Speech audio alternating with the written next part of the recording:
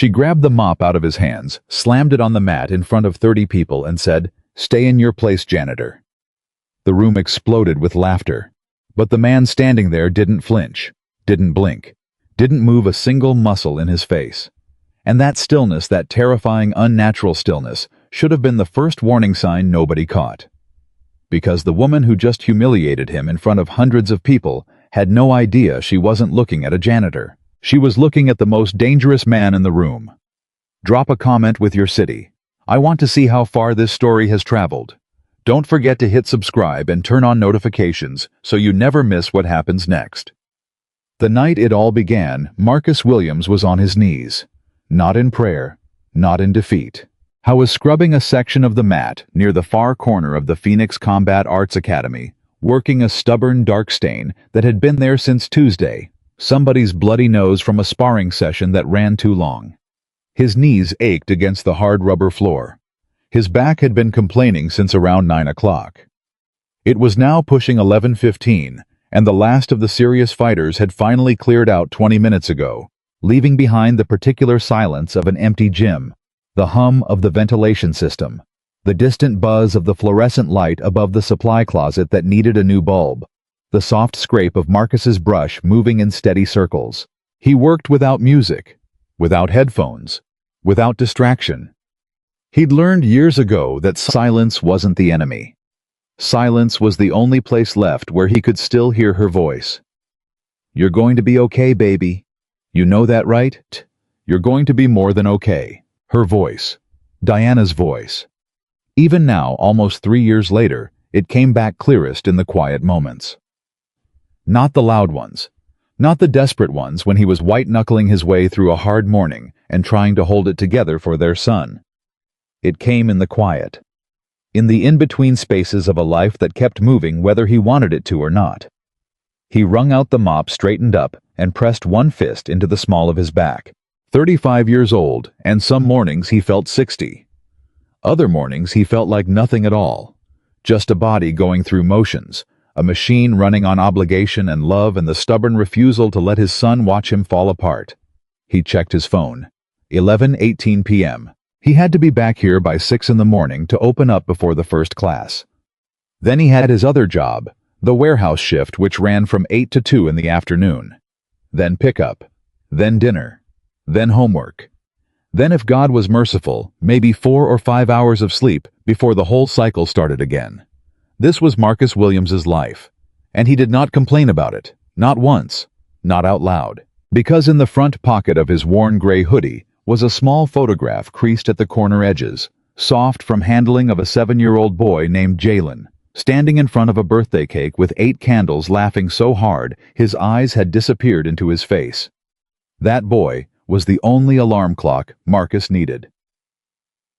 He'd taken the cleaning job at Phoenix Combat Arts 8 months ago, after the restaurant job fell through and the bills started stacking up in a way that stopped being manageable and started being terrifying. He hadn't wanted to work in a martial arts gym specifically. It was just the posting that answered back first. $12 an hour overnight shift, no interaction required with the daytime crowd. That part had sounded like a relief. Marcus had his reasons for preferring to be invisible. The gym itself was impressive by any standard, floor-to-ceiling windows facing the street, a professional competition ring in the center, heavy bags lined along the east wall, speed bags along the west, a trophy case near the entrance that could have taken up half a living room filled with regional and national titles, sponsor banners, promotional photos, all of it dominated by a single name: Ava Reynolds. He'd seen the name before he ever saw the face. It was everywhere. On the banner above the ring, on the screensaver of the front desk computer, on the water bottles the staff sold at the counter for $12 apiece. The first time he actually saw Ava Reynolds in person, she was running a Thursday evening advanced class, and Marcus had been restocking towels near the side hallway. She moved through that room like she'd been born to occupy it, controlled, precise, the kind of fighter who never wasted a single ounce of energy. Beautiful technique. Genuine talent. He'd watched her for maybe 45 seconds before going back to the towels. He'd noticed other things too in those 45 seconds. The way she corrected her students, not just their technique, but their pride. The particular edge in her voice when a newer student tried something bold and it didn't work. The slight curl of a smile that wasn't quite amusement. It reminded him of something. A type he'd encountered before. He filed it away and went back to the towels. Jaylen came with him on Fridays. That was the arrangement they'd worked out. Marcus couldn't afford after-school care on Fridays, and Jaylen was old enough to sit quietly in the back office for a couple hours with his homework and his tablet. The gym manager, a heavy-set man named Don, who smelled perpetually of coffee and liniment, had agreed to it with a shrug and a wave of his hand. "Kid doesn't touch anything, I don't see anything," Don said. That's how that works. So Jaylen came on Fridays. He'd sit in the back office with his backpack and a peanut butter sandwich and do third-grade math problems until Marcus finished up the first round of cleaning, and then they'd walk home together through the orange Phoenix streetlight glow. Jaylen's small hand inside his father's large one, talking about whatever was most important to an 8-year-old at that particular moment. Dinosaurs. Video games. Whether the cafeteria pizza was better or worse than last week's cafeteria pizza. Whether dogs could tell time. Marcus treasured those walks more than he could ever explain to another adult. For 20 minutes every Friday night, the weight came off. The back didn't ache. The numbers in the bank account stopped running through his head. The questions that kept him awake at 3 in the morning, am I doing this right? Am I enough? What would Diana say, went quiet. It was just him and his boy walking home. It was on the third Friday of October when everything unraveled. Marcus had sent Jaylen to the back office as usual. The advanced class was running a little long. Ava's classes sometimes did when she felt the students weren't meeting her standards and decided to push the session. Marcus was working quietly near the equipment rack along the south wall, breaking down the unused gear from the afternoon beginner class when he heard the sound. Small feet on rubber mat. He turned. Jaylen was standing at the edge of the training area, not on the main mat, just at the border where the regular floor met the competition surface. I wasn't doing anything wrong. He'd probably gotten restless come to find his dad and gotten distracted by what he saw in the ring. And what he saw was Ava Reynolds demonstrating a combination, a 3-hit sequence fast and crisp, for her class of 12 advanced students. Jaylen, because he was 8 years old and curious about everything, and couldn't help it, started copying the movements. Small arms, small punches, trying to make his legs do what the woman's legs were doing. He wasn't doing badly, actually. Marcus noticed it and felt a quiet private swell of something he didn't quite have a name for. Pride, maybe. Or just the particular warmth of watching your child try something without fear. I was about to go collect him quietly, steer him back to the office, when the class went still. Ava had stopped mid-demonstration. She was looking at Jaylen. The 12 advanced students turned to look at what she was looking at. And then Ava Reynolds laughed. Not a gentle, surprised laugh. Not the kind of laugh that invites someone in. The kind that draws a circle on the floor and puts someone outside of it. Well, look at that. She addressed her students without lowering her voice, which meant she addressed the whole gym. Everybody training here is working toward something. They're fighters. She paused, and the pause had weight. And then some people just clean up after fighters. Laughter. Real laughter.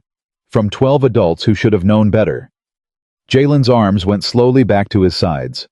Marcus set down the equipment bag. He walked toward his son at a pace that was not fast, because fast would have looked like panic, and Marcus Williams did not panic. Jaylen looked up at him with an expression that Marcus would remember for the rest of his life, not quite understanding, not quite hurt, stranded somewhere in between, waiting for his father to explain how the world worked. "Come on, buddy," Marcus said quietly.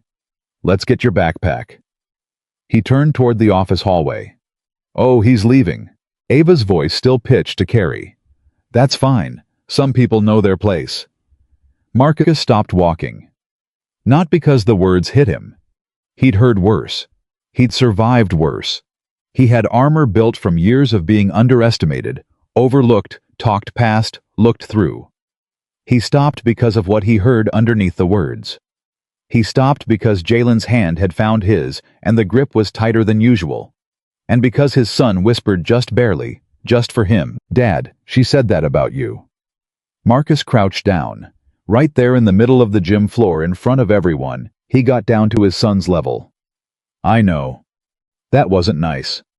No, it wasn't. Are you sad? Marcus looked at his son's face. Looked at it carefully, the way he looked at everything that mattered. I'm okay. You okay? Jaylen nodded, but his eyes were doing something complicated. Why did she say that? And Marcus, who had 100 answers, who had lived long enough to have 100 answers, chose the one that was true. Because sometimes people say things to make themselves feel bigger. It doesn't actually make them bigger. It just feels like it does. Jaylen chewed on this. That doesn't make sense. No, Marcus agreed. It doesn't. He stood back up. He put his hand on his son's shoulder, and he started walking again. Hey! The voice was sharper now. The performance was over. What was left underneath was something different, something less certain. Marcus kept walking. Hey, I'm talking to you. I heard you, Marcus said, not turning around. The footsteps behind him were quick and deliberate. Ava Reynolds stepped in front of him, not asking, planting herself. She was smaller up close than she looked on the mat. That surprised him every time, even though it shouldn't have. People who needed to control a room always seemed larger from across it. You got a problem. No problem, Marcus said. We're just heading out. You've got a look on your face. I'm looking at the exit. The 12 students had moved closer without appearing to move. The way crowds always did when they smelled conflict drifting casual, pretending not to be watching while watching intently. You know what your problem is, Ava said. Marcus looked at her. Not the hostile look she was probably used to, not the backing down look she'd probably prefer. Just a steady, even look. Patient. The kind of look that had nothing to prove. Tell me, he said. She hesitated. Just a fraction. The steadiness through her she'd been expecting something she could use. You think you're better than this. She gestured at the mop, the cleaning cart, the uniform. You think somewhere inside that you should be somewhere else, something else. It wasn't a cruel observation structurally. It was actually close to a real thing about a lot of people. But she delivered it like a verdict, like a punishment. And her students were nodding, filming, waiting. You don't know anything about what I think, Marcus said. I know you're standing in a martial arts gym holding a mop. That's true. And I know that little boy over there is watching his daddy get embarrassed. That one landed differently. She'd meant it to. Marcus felt something shift, somewhere deep, something old. He put his hand gently but deliberately on Jaylen's shoulder, turned him toward the hallway. Go get your bag, bud. Dad. Please.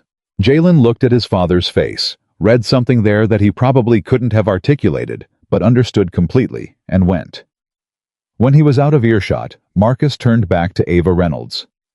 You brought my son into this, he said, low, quiet, different in register from everything he'd said before. You brought my son into this. The laughter had stopped. Something about the way he said it twice had changed the temperature of the room. Ava's chin came up, the defensive instinct. I didn't do anything, I made a joke. In front of him. He shouldn't have been He wasn't on the mat. He was standing at the edge watching. He's 8 years old, and he was watching someone move. That's what 8-year-olds do. A few of the students shifted their weight. Ava felt it, the crowd starting to recalibrate. She hadn't built a career on being slow to read a room. Fine, she said, and her voice got harder the way voices do when the person realizes they're losing the soft ground and decides to go to rock. You want an apology? Bring him back out here and I'll apologize, right now. We're leaving. Or, she raised her voice for the room, you stop hiding behind that mop, step up and show your son what you actually are. The room breathed in. One punch, Ava said. She tapped 2 fingers against her jaw. You land one clean hit on me, I apologize to your son personally, in front of everyone here, tonight. Nobody made a sound. Marcus looked at Ava Reynolds. He looked at the trophies behind her in the case. He looked at the banner with her face on it. He looked at the 12 students with their phones half raised. And then he looked at the hallway where his son had disappeared. He thought about what Jaylen would remember. Not about tonight. About him. About who his father was. About what it meant when someone did something wrong to you and had the power to keep doing it. He thought about Diana, who used to say, "Baby, the strongest thing you can do is know exactly what you're capable of and decide not to use it just because you can." I thought about the version of himself he'd buried. The one that training had built. The one that war had tested. The one that grief had almost destroyed. He thought about all of it. And then Marcus Williams said the two quietest, most dangerous words in that gym. "All right." The silence that followed was strange, because everyone in that room had expected defiance or deflection. They'd expected either an angry no or a humiliated retreat. Nobody expected compliance. Nobody expected him to simply agree. Ava recovered faster than her students. "Tomorrow night," she said, 7 p.m., "I'll have the whole class here, and anyone else who wants to watch." "Sure. You understand the terms one punch. If you land it, I apologize." "I understood you." She was watching him now with a different kind of attention. The showmanship had taken a step back. Something more careful had moved in behind it. "And if you miss?" Marcus was already turning toward the hallway. "Then I miss." He said it the way a man says a thing he knows won't happen. He didn't say it to be impressive. He wasn't performing for anyone. He said it because it was the plainest, most honest thing he could think of. And somehow, maybe because of that, it landed in the room like a stone dropped from a very great height. Jaylen was in the back office with his backpack already on when Marcus found him. He was sitting very straight in the chair by Don's desk, the way he sat when he was trying to hold something in. Marcus sat down across from him. "You okay?" Jaylen nodded too quickly. "Jay." The boy's jaw tightened the way Marcus's own jaw tightened when he was fighting something. "She was mean to you." "Yeah. She shouldn't have done that." "No, she shouldn't have." "But you were nice back." Marcus leaned forward. "What do you mean? You didn't yell. You didn't—" Jaylen made a vague gesture with his hands. "You just talked normal, even when she was being mean." "Would it have helped if I yelled?" Jaylen thought about this seriously. "I don't know." "Would it have changed what she did?" Another pause. "Probably not." "So," Marcus sat back, "what would yelling have been for?" His son chewed his lip. "To feel better." "For about 30 seconds, Marcus said. "Then what?" Jaylen didn't answer, but something was working behind his eyes. "Dad?" "Yeah." "She said you could punch her." Marcus breathed. "She did." "Are you gonna do it?" A long moment. "I said I would." Jaylen's eyes went wide. "For real. For real." "But—" The boy stopped. Started again. "Dad, you always say fighting is the last thing." "The last resort." "Right. The last resort. So why are you—" "Because it's not about the fight, Jay." Marcus leaned forward again, elbows on his knees. "You understand the difference." "What difference?" "Between fighting to hurt someone and doing something scary because someone you love needed you to." Jaylen stared at him for a long moment. "Is she gonna try to hurt you?" "She's going to try to hit me, yeah." "And what are you gonna do?" Marcus looked at his son, this 8-year-old who had already lost his mother, who got up every morning anyway, who laughed at dinosaur jokes and couldn't tie his shoes on the first try, and was sitting in a gym office at 11:30 at night because his father worked nights and felt something that had no word in the English language. Something between love and grief and determination and gratitude. "What I've always done," Marcus said. "What's that?" "What needs to be done." They walked home the way they always did on Fridays. Hand in hand through the orange streetlight glow. Jaylen quiet in the way he got when his brain was working hard. 3 blocks from home, he said, "Dad." "Yeah, bud." "Were you a fighter like before?" Marcus kept walking. Kept his hand easy around his son's. "Where'd that come from?" "Just the way you looked at her." A pause. "When she got in front of you, you looked like you weren't scared." "I wasn't scared." "But why?" "Another half block." Because scared is for things you don't know. I know exactly what that situation is. I know every part of it. How? Because I've been in situations like it before. Like in a fight. In a lot of things. Jaylen was quiet again. Then, were you good at it? Marcus felt Diana's voice move through him soft and clear. Promise me he never has to be afraid of you. I was trained, Marcus said carefully. A long time ago. By people who were very serious about it. What kind of training? The kind that changes how you see things, how you read people, how you move. Is that why you... Jaylen gestured vaguely at the gym behind them now 4 blocks back. When she was trying to be scary, you just saw her. What? I saw her. Not the show. Not the trophies. Her. Marcus looked down at his son. When you really know how to read a person, when you've been trained to see what they're actually doing, not what they want you to think they're doing, it changes everything. Jaylen processed this for the remaining 2 blocks. At their front door, fishing for his keys, Marcus heard, "Dad, are you nervous about tomorrow?" A little. Really? Yeah. He got the key in the lock.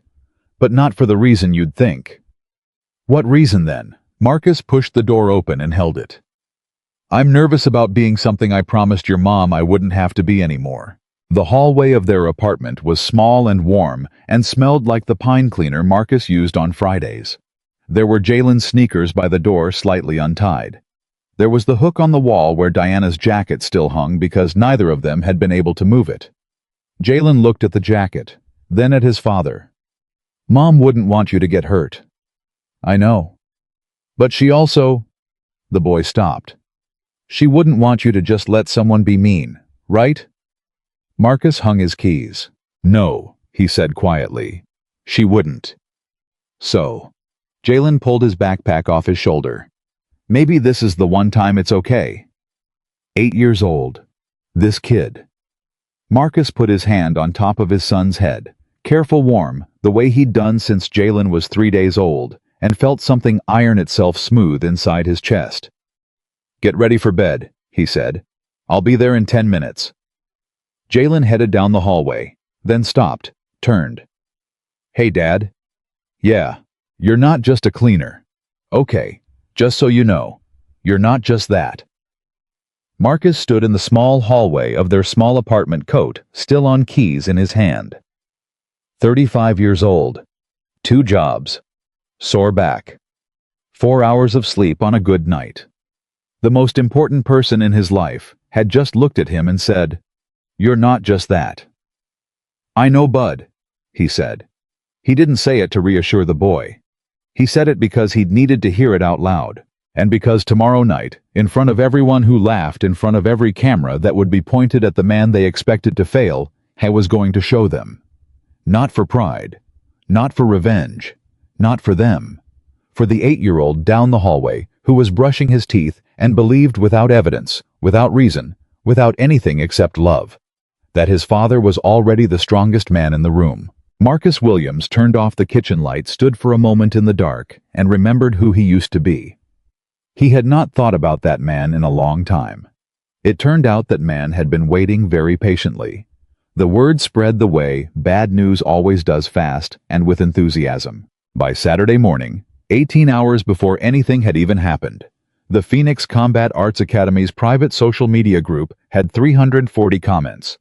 By noon, the number was past 700. By 3 in the afternoon, someone had created a separate event page titled Janitor vs. Champion One Punch Challenge, and it had 200 people marked as interested. Marcus knew none of this. He was at the warehouse. He worked the Saturday shift from 7 to 1 moving inventory with a crew of 4 other men who communicated mostly through grunts and nods and the particular shorthand language of people who'd done physical work together long enough to not need words. His supervisor, a compact Puerto Rican man named Felix, who wore the same Phoenix Suns cap every single day, clocked him in at 6:58 and didn't say anything about the shadow under his eyes. Felix never said anything about the shadow under his eyes. It had been there since Marcus started 8 months ago, and Felix had correctly identified it as the kind of thing a man carried and didn't discuss. Marcus lifted and sorted and stacked and moved. The work was honest.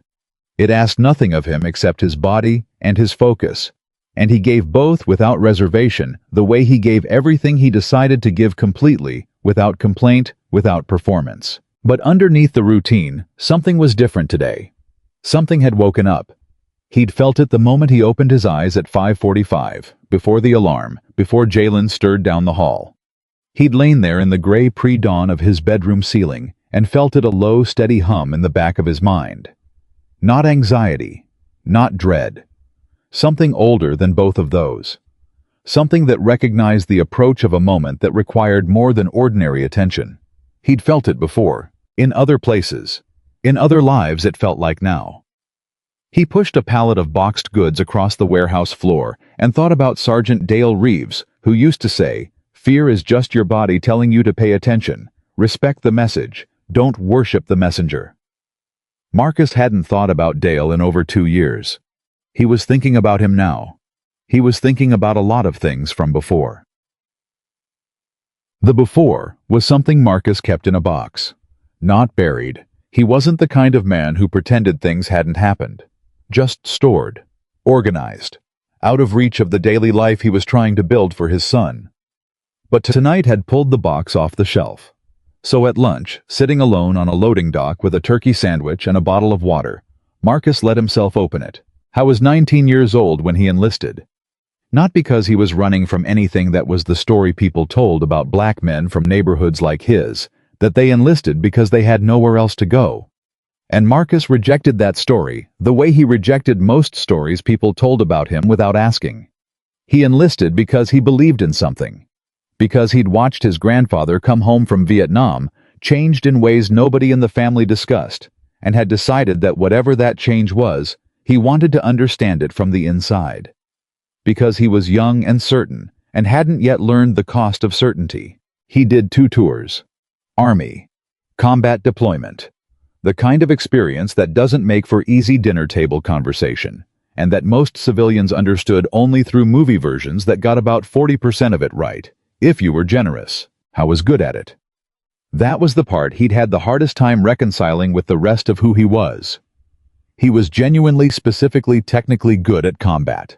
His instructors noticed it early, the spatial awareness, the ability to read movement before it completed the unusual calm under pressure. They moved him into specialized training. He learned things that most people didn't know were learnable. He became something he hadn't planned on becoming. Effective. In the most particular, most lethal sense of that word. He came home at 24 with the body that had been honed into something he didn't entirely recognize, and a mind that processed threat with a speed and accuracy that felt some days less like a gift and more like a burden he hadn't agreed to carry. He met Diana at 26 at a community center event. His mother had dragged him to a fundraiser for the local youth literacy program. Diana was volunteering at the book table, and she'd looked up at him with those clear, unhurried eyes and said, before he'd managed a single word, "You look like someone who needs to sit down and read something that has nothing to do with anything you've been doing."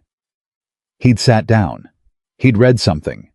He'd never really gotten back up from that table. She knew what he'd been. He told her because he didn't lie to her, not once, not about anything significant. She heard it all, not just the decorated parts, but the weight of it. The things the training had done to his reflexes, to his instincts, to the way he moved through the world.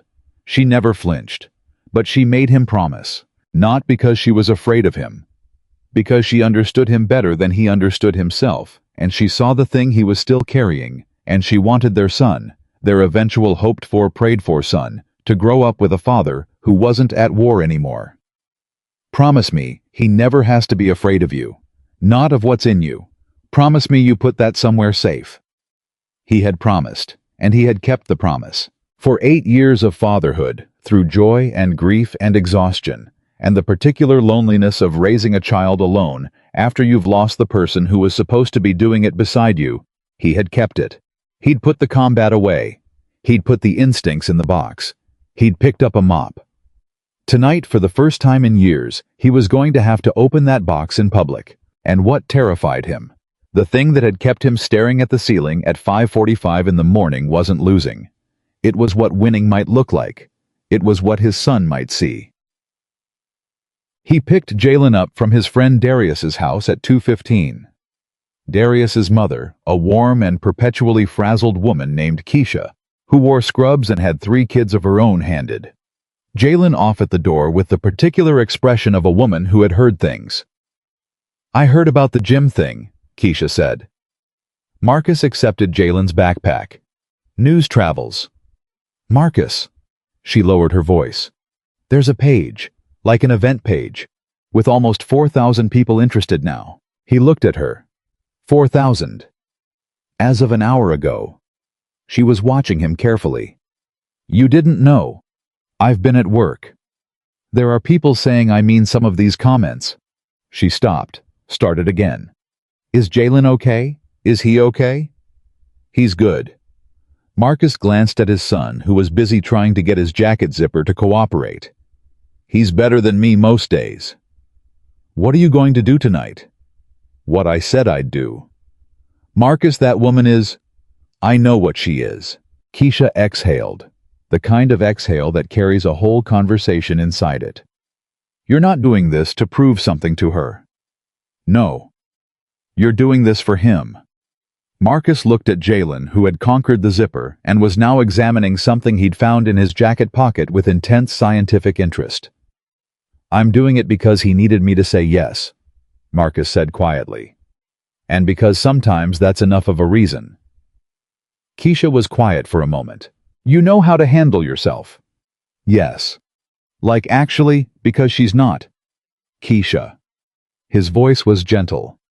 "Yes. I know how to handle myself." Something in the way he said it made her stop asking.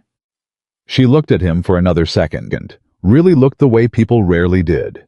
Past the uniform and the mop and the 2 jobs and not enough sleep. And something shifted in her expression. Something like recognition, though she couldn't have said of what exactly. "Okay," she said. She squeezed his arm. "Go do what you need to do." In the car, Jaylen was quiet for the first few blocks. This was not unusual. He often needed a decompression period after being at Darius's house, which operated at a volume roughly equivalent to a construction site. But today, the quiet had a different texture. "There's a lot of people talking about it," Jaylen said finally. Marcus checked the mirror. "How do you know that?" "Darius's older brother showed us, on his phone." A pause. "There's like a page, and people are saying stuff." "What kind of stuff?" Jaylen picked at the edge of his seatbelt. "Some people think you're gonna lose." "Some people might be right." Darius's brother said. Another pause, longer this time. "He said you shouldn't go. He said it's a trap, and she's going to make you look stupid in front of everyone." Marcus drove. The Saturday traffic was light, a few families heading to the park, a grocery run, a couple of kids on bikes. "What do you think?" Marcus asked. "About what?" "About what Darius's brother said." Jaylen thought about this with the complete seriousness he brought to any question his father asked him directly. "I think he doesn't know you." Marcus smiled, just barely. "That's fair." "Dad." Jaylen turned in the seat to face him as much as the seatbelt allowed. "Can you actually do it? Like honestly? Not just saying it. Can you actually land a hit on her?" Marcus was quiet for 4 seconds. "Yes." "You're sure?" "I'm sure." "How?" "Because I know what she's going to do before she does it." "How do you know that?" "Because I spent years learning how to read exactly that. How people move. How they think when they're in a fight. What their body does right before their arm does." A pause. "It doesn't go away just because you stop using it." Jaylen stared at him. "Dad, why didn't you ever tell me any of this?" "Because it wasn't something you needed to know." "But, Jay." Marcus glanced at him. "The things I know how to do, they're not things to be proud of. They're things I learned because I had to, because I was somewhere that required them. And I am glad I don't need them in my daily life. You understand? But tonight you need them. Tonight is different. Why? Because tonight it's not about fighting. It's about showing you something. What? Marcus pulled up to a red light, looked at his son directly. That the things people try to use against you, the job, the clothes, what you drive, what you look like, none of that changes what's actually in you. Not one bit. Jaylen looked at him for a long moment. Okay, he said. Okay. Yeah. He turned back to face forward. Okay.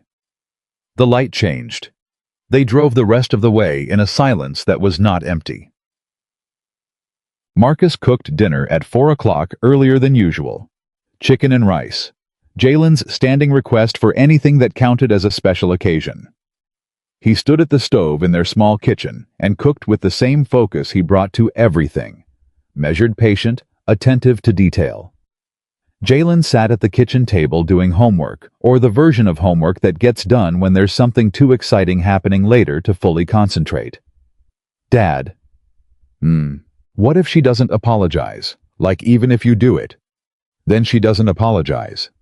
That's it. That's it. But then what's the... Jaylen struggled for the word. What's the point? Marcus turned the chicken. The point is, you'll know your father didn't back down from something that mattered. That's always been the point. Jaylen wrote something in his notebook. What if you get hurt? I might get hurt. And that's okay. Getting hurt isn't the worst thing. What's the worst thing? Marcus was quiet for a moment, tasting the rice. Letting someone leave, letting you believe that the way they see me is the truth about me. He looked up. That would be worse. Jaylen nodded slowly, the way he nodded when something had made sense, but also made him feel something he didn't have a word for. Mom would have made a whole thing about this, he said. She would have made a sign or something. Marcus laughed. Actual, real laughter that came up from somewhere genuine. She absolutely would have. And she would have yelled the whole time. From the front row.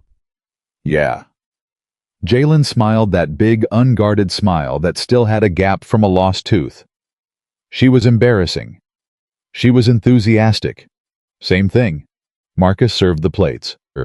They ate together at the kitchen table, under the warm overhead light, and Marcus made himself memorize it, the sound of Jaylen's fork, the way the boy chewed thoughtfully, the small sounds of their ordinary life, because he didn't know exactly what version of this evening he'd come home to afterward. He didn't know who he'd have to be in the next few hours. But he knew who he was here. He was Diana's husband. He was Jaylen's father. And that was enough. That had always been enough. They arrived at the gym at 6:40. Marcus had not expected the parking lot. It was full. Not gym busy full. Full in the way of a Saturday night event, cars double parked along the side street, people streaming toward the entrance in groups. There were phone cameras already going, people narrating to their followers before they'd even gotten through the door.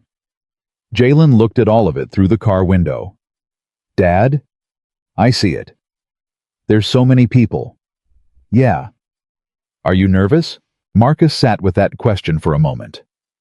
Put your seatbelt clip in the slot, he said. Jaylen looked at him, then at his seatbelt, which was already off. Dad, are you nervous? A little, Marcus said. But a different kind of nervous than you're thinking. What kind? The kind where you know exactly what you can do, and you're hoping you don't have to do all of it. He got out of the car. The gym was louder than Marcus had ever heard it. The bleacher seating along the east wall, usually half empty during even the most competitive classes, was packed. Folding chairs had been pulled out and placed around the mat's perimeter. Every seat was taken. People stood 3 deep along the walls. Don, the manager, met them just inside the door with an expression that was attempting to be casual and failing. Marcus. He glanced at Jaylen. You sure about this? I signed on. Yeah, but... Don lowered his voice, leaned in. She's been training all day. Like literally. Came in at 8 this morning. Marcus processed this without visible reaction. Good for her. Marcus, she's serious. This isn't... Don. Marcus met his eyes. I appreciate you. I do. But I'm okay. Don looked at him. The same way Keisha had looked at him. That same moment of trying to reconcile what they saw against what they thought they knew. "Okay," Don said. He stepped back. The crowd had noticed Marcus. A ripple of recognition moved through the room, hushed comments, pointed looks, cameras angling. The kind of attention that had a texture you could feel on your skin. Jaylen moved slightly closer to his father's side. "Lot of people," he said quietly. "Don't look at them. Look at me." Jaylen looked up at him. "You see how I'm standing?" "Yeah." "How am I standing?" The boy studied him. "Normal." "Right. Normal. Like there's nobody here. But there is people here." "I know. But they don't change anything." Marcus put his hand on his son's shoulder. "You remember that. The number of people watching something doesn't change what the thing actually is." Jaylen absorbed this. "Where do I sit?" "Front row, close to the corner." "And Jay?" "Yeah." "Whatever happens, stay where I put you. Don't move. Don't come onto the mat. Can you do that?" Even if. Can you do it?" "Yes." "Good man." Ava Reynolds entered from the back hallway at 7 o'clock exactly. She was dressed for this, not her training gear, her competition presentation. Fitted training jacket, the Academy logo, prominent hair pulled back precisely. She walked with the practiced, measured stride of someone who'd learned the psychology of entrance, of making a room feel her before they saw her clearly. Her students flanked her. 8 of them, arranged with the slightly too deliberate placement of people who had coordinated this arrival in advance. The room responded. Cheers from some corners. Camera shutters. The particular energy of a crowd that had already chosen its favorite and wanted its choice confirmed. Ava scanned the room, found Marcus. Something crossed her face that wasn't quite what she'd prepared for. He was standing quietly to the side, his son seated in the chair beside him, his expression doing exactly what it had done the night before, nothing. Present. Still. Watching her with those steady, unhurried eyes. She hadn't liked those eyes last night. She liked them even less now. She recovered in under 2 seconds. Marcus counted out of habit and stepped toward the center of the mat. "Thank you all for coming." Her voice was practiced, amplified, performance confident. "Tonight is about something simple. A challenge was made. A challenge was accepted." She gestured toward Marcus. "This man works here as a custodian. He believes he belongs in this ring." A well-timed pause. "We're here to find out." Laughter. Plenty of it. Marcus didn't move. "The rules are simple," Ava continued. "He gets a 2-minute window. I don't attack, I only defend and counter. If he lands one clean, full-contact strike to my head or body, he wins. I honor the terms." She paused. "If he doesn't?" "We can read," Marcus said. His voice was conversational, not loud. It carried perfectly. The laughter died. Ava turned to face him. "You have something to add?" "No." He held her gaze. "I know the terms. You know the terms. We don't need to narrate it." A few uncomfortable beats of silence. Then someone in the crowd laughed, but differently. Nervously. The way people laugh when something doesn't go the way they expected. Ava smiled. Tight. Controlled. "Ready when you are." She stepped to the center of the mat. Her feet settled into her fighting stance with the automatic ease of 10,000 hours of practice. Balanced. Controlled. Technically flawless. Marcus walked to the opposite side of the mat. He did not assume a stance. He just stood. Normally. Feet shoulder width. Arms at his sides. This produced an almost comical confusion in the crowd. Murmuring. Uncertain laughter. Multiple people leaning to ask each other the same question. Is he even ready? Ava studied him. For the first time, something entered her expression that wasn't performance. It was uncertainty. Don stepped forward as the impromptu referee. 2 minutes. Clean contact wins. Ready. Ava nodded. Marcus blinked slowly. Go. Chung. She moved immediately. Fast, just as he'd known she would, a champion leading with her weapon establishing tempo testing. Marcus stepped left. Clean miss. She transitioned into a combination the same three-strike sequence he'd watched her demonstrate on Thursday evening. Right jab, left cross pivot, right hook. He wasn't there for any of it. He didn't dodge dramatically. He didn't duck with the practiced theatrics of a trained fighter performing evasion for an audience. He simply moved. Incrementally. Efficiently. Half a step here, a slight lean there. Small adjustments that made the difference between contact and nothing. Like he knew where she was going. Because he did. He'd read her the moment she settled into her stance. The slight forward weight on her left foot, telegraphing her lead. The tension in her right shoulder that preceded the cross. The way her hips loaded before the hook. He'd read all of it in 3 seconds. The crowd was murmuring.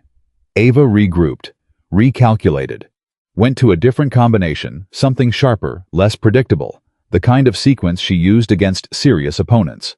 Marcus moved through it like water through a narrow space. "Stop moving."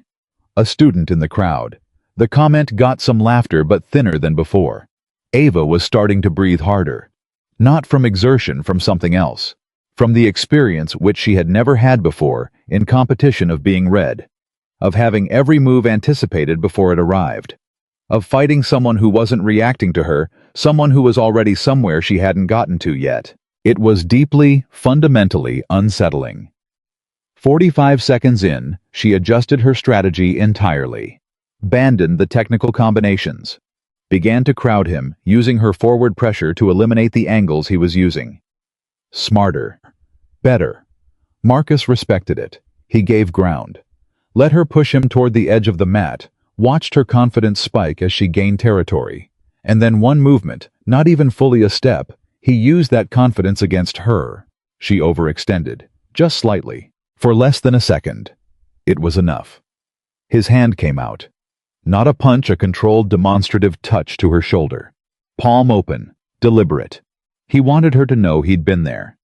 She pulled back, reset, stared at him. The crowd had gone quiet. "What was that?" someone called out. Marcus didn't answer.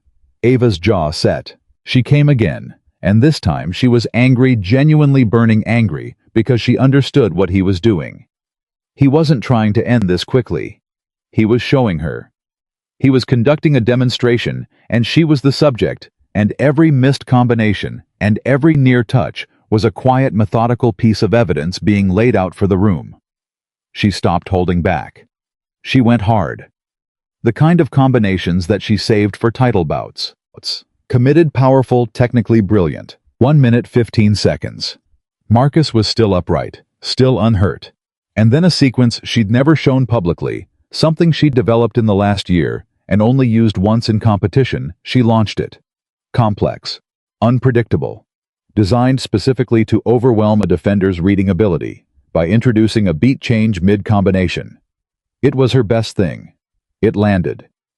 The right cross caught the left side of his face. Not clean. Glancing. But contact. The crowd erupted. Marcus took one step back. He touched the side of his face, felt the warmth of it, looked at his fingers. The noise in the room started to shift, half triumph, half something, uneasy, something that recognized that the man had just been hit, and the man was not looking at Ava with defeat. He was looking at her with something that was almost like acknowledgement. Like a student who'd seen a good move and was noting it. Ava wanted to capitalize. She moved in fast momentum behind her, the crowd at her back. Marcus caught her wrist. One hand. No visible effort. She could not move it. She tried. She genuinely, with real force, tried to pull free or push through or convert the grip into something she could use. Nothing. His arm didn't move. His body didn't shift. He stood there holding her wrist with the hand that was not drawn back in a fist, and the complete, utter absence of strain on his face was somehow more frightening than any expression of effort would have been. Because effort meant limits. This looked limitless. His free hand, the right one, was ready. The whole room understood what ready meant. One movement. One decision. And this ended in a way that nobody in that crowd had imagined when they walked in tonight with their phones out, ready to film a cleaning man's humiliation. Ava Reynolds looked at the fist that wasn't moving. She looked at the face above it. She looked at a man who had every reason and every ability and was making a different choice. And somewhere in the back of the gym, from the front row seat, where Marcus had placed him, an 8-year-old boy, who had been holding his breath for 90 seconds, finally whispered, "Dad." Just the one word. Just the name. Marcus heard it, the way he always heard it, through everything. He looked at his son. Jaylen was standing, had gotten to his feet without realizing it. His eyes were wide. Not with fear of Ava Reynolds, with something else entirely. Something that crossed the face of a child who is watching a parent be exactly who they always believed the parent to be, and the recognition of that truth arriving all at once too large to hold standing still. The fist didn't move. The hand on Ava's wrist didn't tighten. Marcus let go. He stepped back. He looked at Ava Reynolds and said nothing, because he had already said everything. The room was silent in the particular way that rooms go silent when something has happened that wasn't on the program. Not a pause in noise, an actual silence. The kind that comes after something that shifts people and they don't yet have the language for what shifted. Ava Reynolds stood on the mat of her gym in front of her students and her trophies and her banner and 4,000 online viewers, and felt something she had not expected to feel tonight. She felt small. Not because Marcus had beaten her, because he'd held absolute power over the outcome of this moment, power she had handed him by accepting the challenge on her terms and losing control of what those terms actually produced, and he had done nothing with it. Nothing except show his son who he was. She stood there and felt small, not because of anything he'd done to her, but because of what she suddenly saw she'd done. To him. To the boy. To the version of herself she'd been performing for so long that she'd mistaken the performance for the person. The clock on the wall read 7:03. 3 minutes since Dawn had said go. 3 minutes that had changed the weight of every trophy in that case. Ava Reynolds looked at her students. At the room. At the phones that had captured all of it. Then she looked at Marcus Williams. And she opened her mouth. But whatever she'd planned to say, the gracious defeat speech she'd prepared, the well-crafted words of a champion who loses with style, none of it came out. What came out instead was the truth. I didn't think you were... She stopped. Tried again. I've never... Stopped again.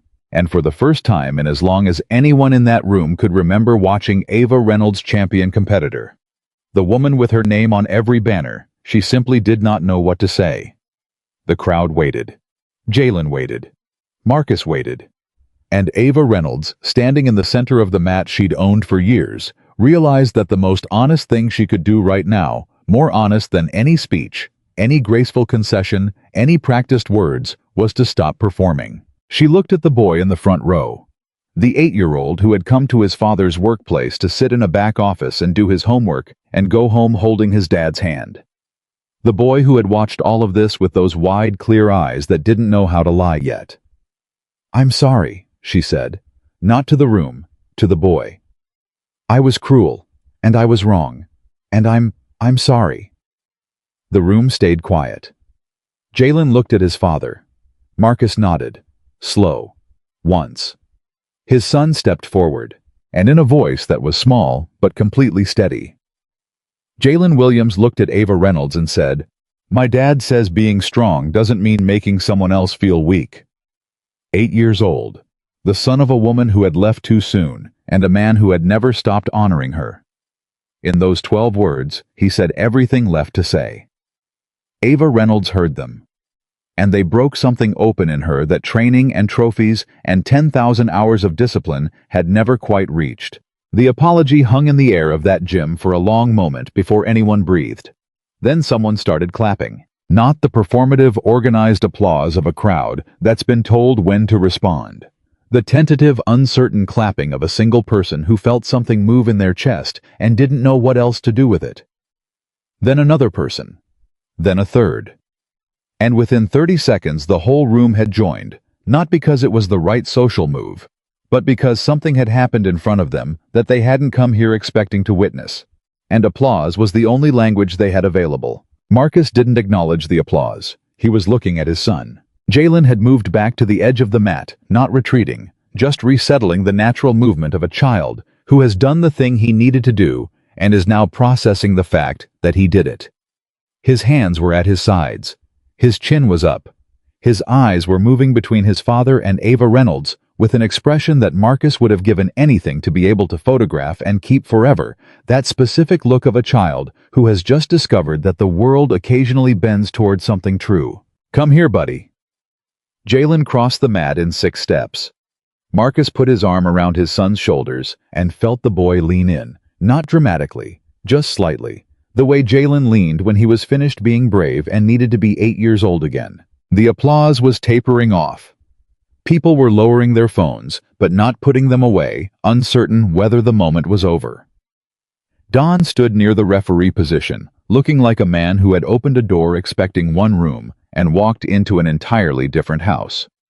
Ava Reynolds had not moved from the center of the mat. She was standing with her arms slightly away from her sides, in the particular posture of someone who doesn't know where to put themselves. All the practiced composure, the champion's posture, the measured presence that had filled every room she'd ever walked into had gone somewhere else and left something more human in its place. Something exposed. Something that was clearly uncomfortable with the exposure. One of her senior students, a tall young man with a competitive record of his own, named Brandon, moved toward her from the edge of the mat. "Ava, give me a minute." It came out more sharply than she intended. Brandon stopped. She closed her eyes, briefly pulled a breath. "I'm sorry," she said again, and this time it was to Brandon, and it was quieter, and it was different, more personal, less public. He nodded slowly and stepped back. Ava looked at Marcus, who was watching her with that same steady regard he'd had since last night. Patient, unhurried, not pushing, not receiving, just present. Just watching her work through whatever she was working through with the complete confidence of a man who had time. "I owe you more than an apology," she said. "You don't owe me anything. I put you in this position. I put myself in this position. I said yes. I pushed you into saying yes, in front of your son." She exhaled hard through her nose. "That was I knew what I was doing. I knew that putting him in the room made it something you couldn't walk away from." "Ava," his voice was even. "I know. You knew then. I knew what you were doing the moment you made the offer." She stared at him. "And you said yes anyway." "Yes." "Why?" Marcus looked at Jaylen. "Because you were right. Not about what you thought. But you were right that I needed to say something my son could see."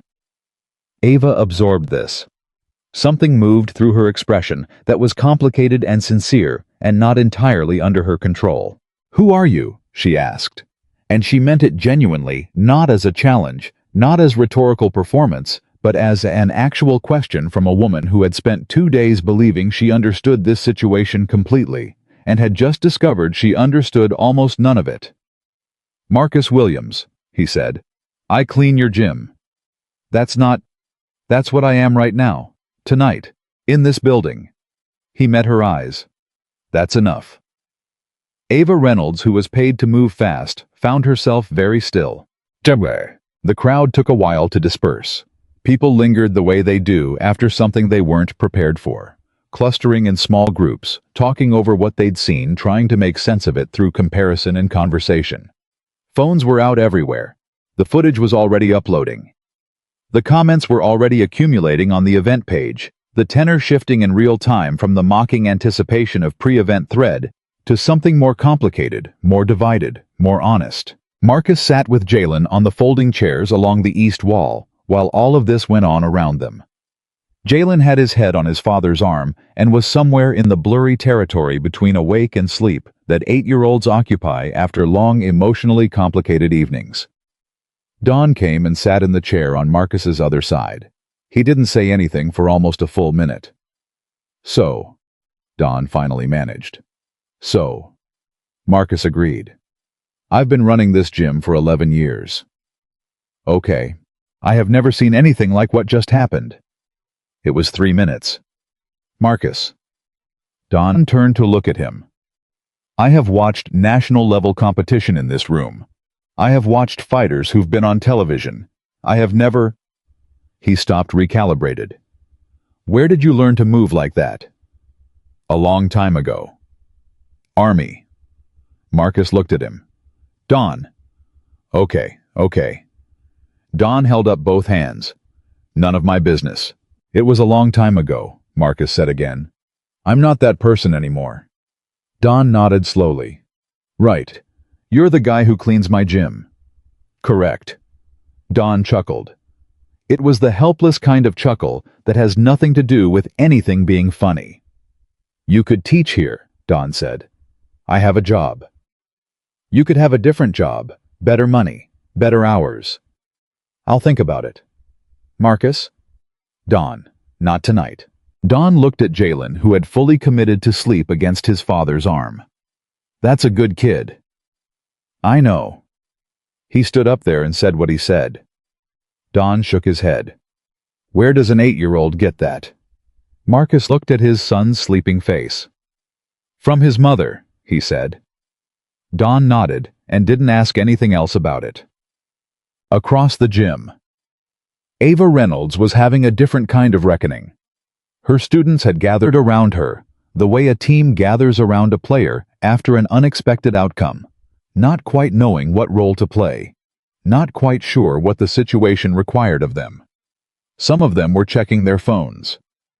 2 of them were in a low-heated conversation near the equipment rack. Brandon stood closest to her, functioning as a quiet buffer between her and the general noise of the dispersing crowd. The video's already everywhere, Brandon said. I know. It's not the framing isn't what you'd want. The comments are, Brandon. Yeah. I don't care about the comments right now. He paused. Okay. I mean that. I actually don't. He looked at her carefully. Are you okay? She took stock of herself honestly, which was not something Ava Reynolds did easily, or often not, because she was dishonest, but because her entire professional existence was built on forward movement, on always knowing what came next, on never standing still long enough to have to look at where she was. No, she said. Not particularly. Brandon nodded. No platitudes. She appreciated that about him. He'd trained under her for 3 years and had learned mostly not to offer comfort she hadn't asked for. A younger student, a woman named Priya, who'd joined the advanced class 6 months ago, and had the earnest intensity of someone who genuinely believed every word Ava said, moved in from the left. You were amazing tonight, Ava. I mean technically. Priya. You were completely. Stop. Priya blinked. I was not amazing tonight. Ava's voice was flat, not cruel. I was humiliated. Not because of what happened on the mat. Because of what happened before I ever stepped on it. Because of what I did before I stepped on it. Priya went very still. I set up a situation designed to embarrass a man in front of his son, Ava said. I did it for an audience. I did it because I was angry that he didn't react the way I expected him to react when I was dismissive, and I didn't know how to handle that, so I escalated. She looked around at the students close enough to hear. I need you all to understand that. Because you train under me, and the last thing I want is for any of you to think that what I did last night was something to admire. Nobody spoke. He could have hurt me, she said. You all saw that. Not could have hurt me in theory. He had my wrist. He had a clean line. He chose not to. She paused. That's the technique.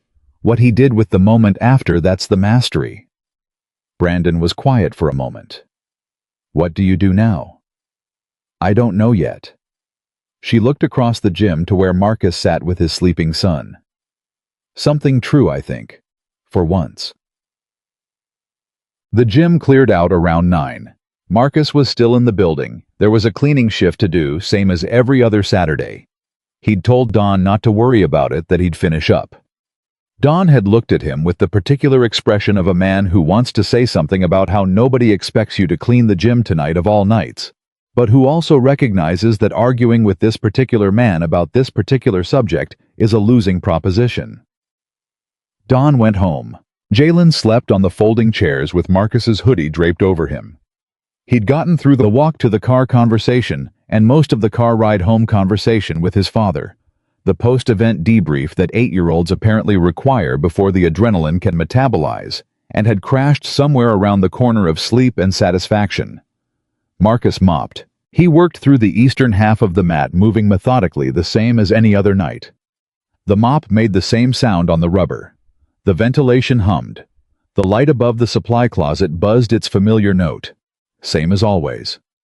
Except that tonight, halfway through the first pass, he heard footsteps. He didn't look up.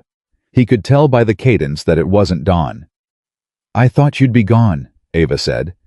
"This still needs doing." She stood at the edge of the mat watching him work for a moment. He didn't stop. Is it okay if I talk to you?" "You don't need permission." She moved to the edge of the mat, sat on the floor with her back against the padded railing. Not her usual position in this gym. She usually stood here, commanded the space. Even when she was tired, she presented herself as someone who owned whatever room she was in. Sitting on the floor without the performance, she looked younger. She looked tired. She looked like a person. "I've been trying to figure out what to say since the moment it was over," she said. "You don't have to say anything. I do, though. To you specifically, not to the room." She pulled her knees up. "Not for the video, not because people are watching. Because I treated you like you were less than a person, and you showed me in front of everyone exactly how wrong I was. And I've been sitting here trying to figure out if there's anything I can say to that man that means anything. And I don't think there is.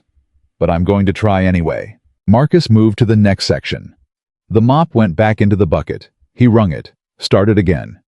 "I wasn't always like this," Ava said. "Nobody starts out anywhere they end up. I started this gym 3 years ago. I'd just won the national title. I was 27. I had everything looked exactly like what I'd worked for." She paused. "And then I got scared." Marcus worked and listened. "Not of losing the title, that I could handle. Losing in competition is, I know how to do that. It hurts, but it's clean. What I got scared of was being ordinary." She said the word like it tasted like something. "Being another former champion. Being someone who used to be something. My whole life I'd been the best in the room.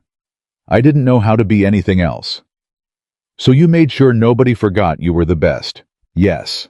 Simple. Direct. I made sure everyone knew their position relative to mine. Students, staff, anybody who came through that door." She looked at the trophy case. "I told myself it was about maintaining standards, about respect for the discipline. But that's not..." She stopped. "I was afraid," she said. "That's what it was. Just fear dressed up in authority." Marcus stopped mopping. He turned and looked at her, not with sympathy, not with condemnation. Just with the same level clear-eyed attention he gave everything. The kind of attention that says, "I see you, and I'm not going to help you away from what you're looking at." Ava met his eyes. "When I laughed at your son..." She stopped, forced herself back to it. "When I laughed and made that comment, he was just standing there. He wasn't in anyone's way. He wasn't causing any problem. He was 8 years old copying moves because he thought they were cool." Her voice had something rough in it now. "I looked at an 8-year-old kid and decided he was useful for making a point. And that's..." She exhaled. "I don't have a defense for that. I don't have a rationalization that makes it acceptable. I just did it." "You did," Marcus said. "I know. And you know why it was worse than anything you did to me. Because he hadn't done anything. Because he was watching to find out how the world works."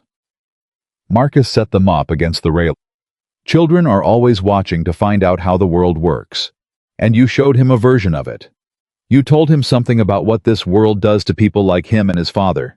He paused. "He's going to spend years carrying that and deciding what to do with it." Ava closed her eyes. "I know.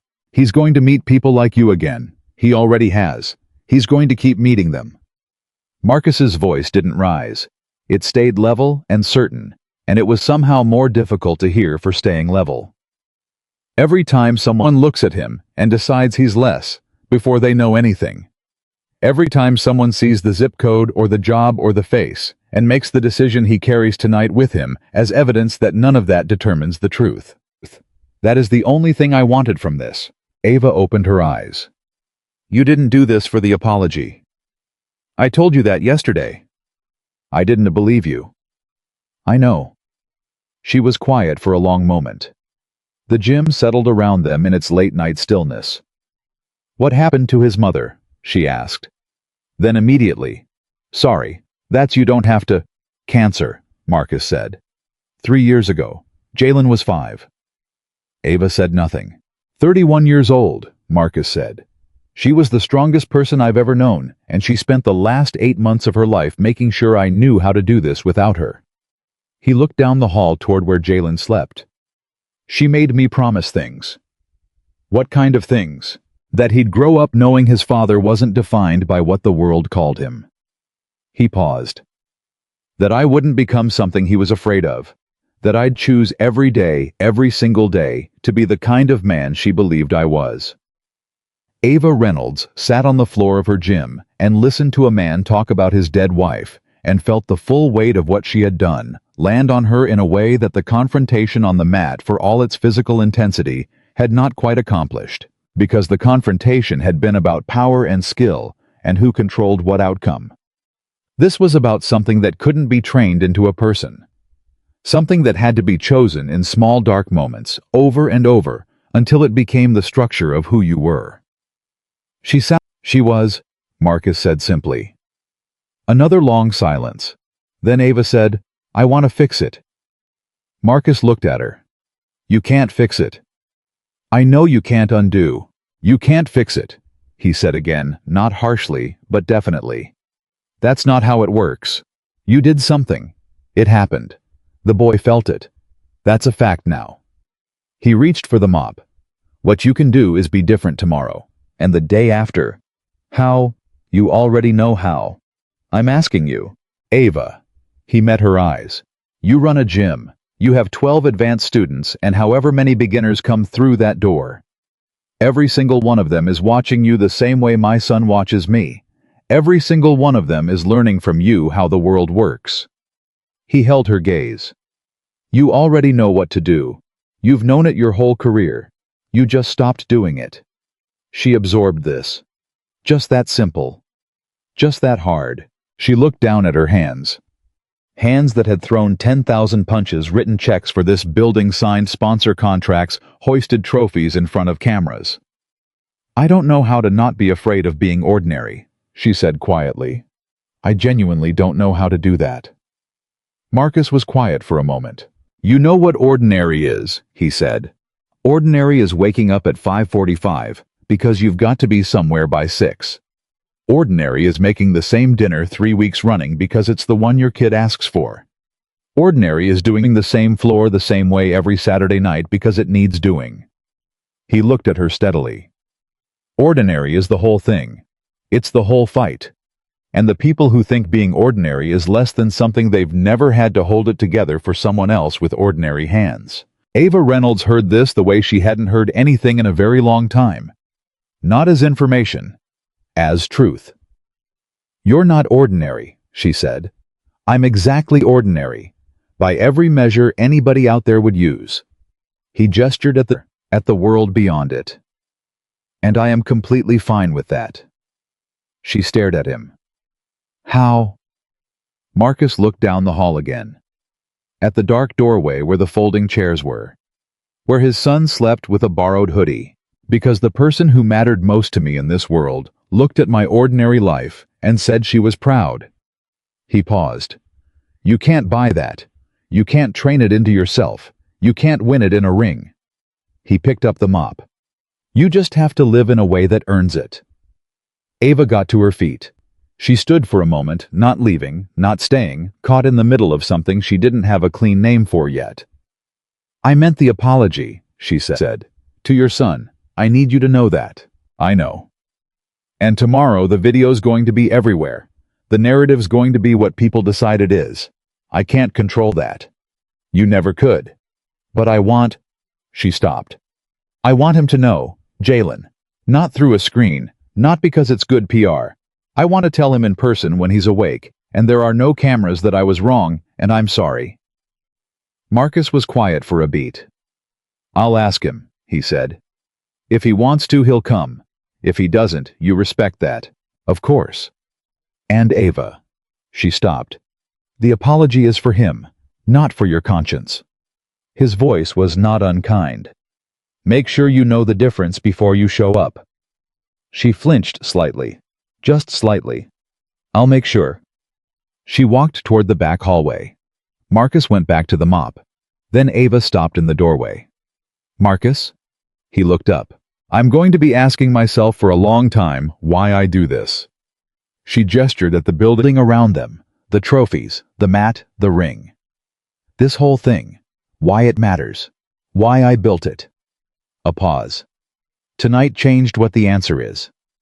How? She looked at the empty mat, the quiet ring, the space that had held 100 small wars. I used to think I built this to be the best. She looked back at him. I think I need to build it to make people better. Marcus held her gaze. Then he nodded. Once. Slow. That's a different gym, he said. I know. It's harder. I figured. You're going to lose students. Probably. And sponsors. Most likely. Worth it. She thought about Jaylen's face. About 12 words spoken by a child who had no reason to protect her feelings, and every reason not to. Yeah, she said. Worth it. She left. The door closed.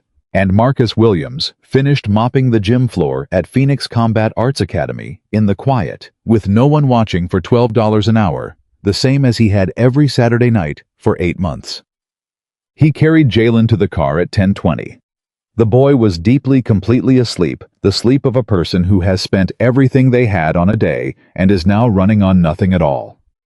He barely stirred when Marcus lifted him from the chairs, didn't wake at all during the walk through the parking lot or the careful buckle-in maneuver that all single parents become expert at. Marcus drove home through the orange Saturday night streetlights. He thought about Diana. He did this often, not with grief, not anymore, or not only grief. More with the particular quality of attention you give to things that have become part of how you understand yourself. Diana lived in the way he made decisions, in the way he talked to his son, in the patience he'd built out of her absence. She was architecture now, not just memory. He thought about what she would have said tonight. He could hear it clearly. She would have waited until Jaylen was in bed. She would have come into the kitchen and stood in the doorway with her arms crossed, and that look, the look that meant she'd seen everything and had opinions about all of it and was deciding which to lead with. And then she would have said something that landed exactly the way Ava's words hadn't managed to, because Diana never wasted a syllable. She probably would have said something like, "You know you didn't have to do that." And he would have said, "I know." And she would have said, "And you know it was exactly right." And he wouldn't have been able to argue. He parked in front of their building, got Jaylen out with practiced efficiency, carried him up the stairs, one flight, then another, then the familiar turn at the landing where the wallpaper had been peeling since they moved in 2 years ago, and the landlord kept promising to fix it. He got the boy into bed with his clothes still on, which was the practical choice, and also the choice Diana would have made. He pulled the blanket up. He sat on the edge of the bed for a moment. Jaylen stirred, eyes half opening, that blurry underwater look. "Dad." "Right here." "Did we win?" Marcus thought about this. "Yeah, bud, we won." "Good." The eyes drifted shut. "I wasn't scared." "I know." "Were you?" Marcus looked at his son's face, the absolute animal peace of a sleeping child. "A little," he said, "the right amount." But Jaylen was already gone. Marcus sat there another minute. Just sat. Not thinking, not planning, not running numbers in his head, or reviewing the schedule, or calculating what the next day required. Just sitting in the quiet with his son asleep.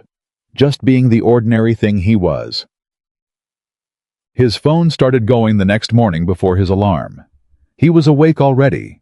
He was almost always awake before the alarm, lying in the gray light of 6 a.m. when the buzzing started. He picked it up, expecting something work-related, something from Dawn or the warehouse scheduler. It was a text from a number he didn't recognize. "This is Brandon, Ava's student. I got your number from Dawn. I hope that's okay. I wanted to say what I couldn't say last night." Marcus stared at the screen. "I've trained under Ava for 3 years. I've watched her do things like what she did to you and your son before. Not as bad as that, but I've watched it, and I didn't say anything. I told myself it was just her style, her standards, the culture of the gym. What you did, what your son said. I'm going to be honest, I've been awake all night. I'm not sure I know how to be in that gym the same way anymore, and I think that's right. Marcus read the message twice. Then he typed back, "You don't owe me anything, but if it changes how you train, good." He set the phone down, picked it up again 10 seconds later. There were 47 other messages, not from people he knew, from the video. The clip had hit something not in the viral, spectacular way of things designed to go viral, but in the slower, more genuine way of things that catch because they're real. The comments were a mix, the way comments on things that are real always are. Some people praising, some skeptical, some angry in various directions, some who'd seen it and felt something and were trying to say what it was without quite having the language. One comment had been shared more than anything else. A woman somewhere in Georgia had written, "My dad worked 2 jobs and never complained once. Watched this 3 times. Still crying." Another from a man who identified himself as a veteran. "That stillness. I know that stillness. You only get it one way." Marcus put the phone face down on the nightstand. He could hear Jaylen moving in his room, the particular sounds of an 8-year-old waking up on a Sunday, which involved approximately 14 extra minutes of horizontal time and several false starts before the actual getting up happened. He got up, made coffee, started on breakfast. Jaylen appeared in the kitchen doorway at 7:06 hair, pointing in 3 directions, wearing 1 sock. "Morning." "Morning. Where's the other sock?" Jaylen looked at his bare foot with apparent genuine surprise. "Huh. Go find it." "Dad?" "Sock first." "Dad, people are talking about us. Darius texted me already, and it's barely." "Sock." Jaylen disappeared. Returned 40 seconds later, both socked. "Okay, people are talking about us. I know. Like a lot of people. I know. Does that bother you?" Marcus set a plate in front of his son. Scrambled eggs, toast, glass of orange juice. "Not particularly." "Why not?" "Because I didn't do it for them." Jaylen picked up his fork. "Does it bother you even a little?" "I'm a private person," Marcus said. "I'd prefer this wasn't happening. But I don't control what other people do. I control what I do." Jaylen ate for a minute. "Ava wants to apologize again, like in person, without cameras." Marcus looked at him. "How do you know that?" "She texted you like 4 times. I saw it when you left your phone on the counter." Marcus filed away the conversation he apparently needed to have about reading other people's messages. "And how do you feel about that?" he asked. Jaylen chewed, considered. "I think she already apologized." "She did.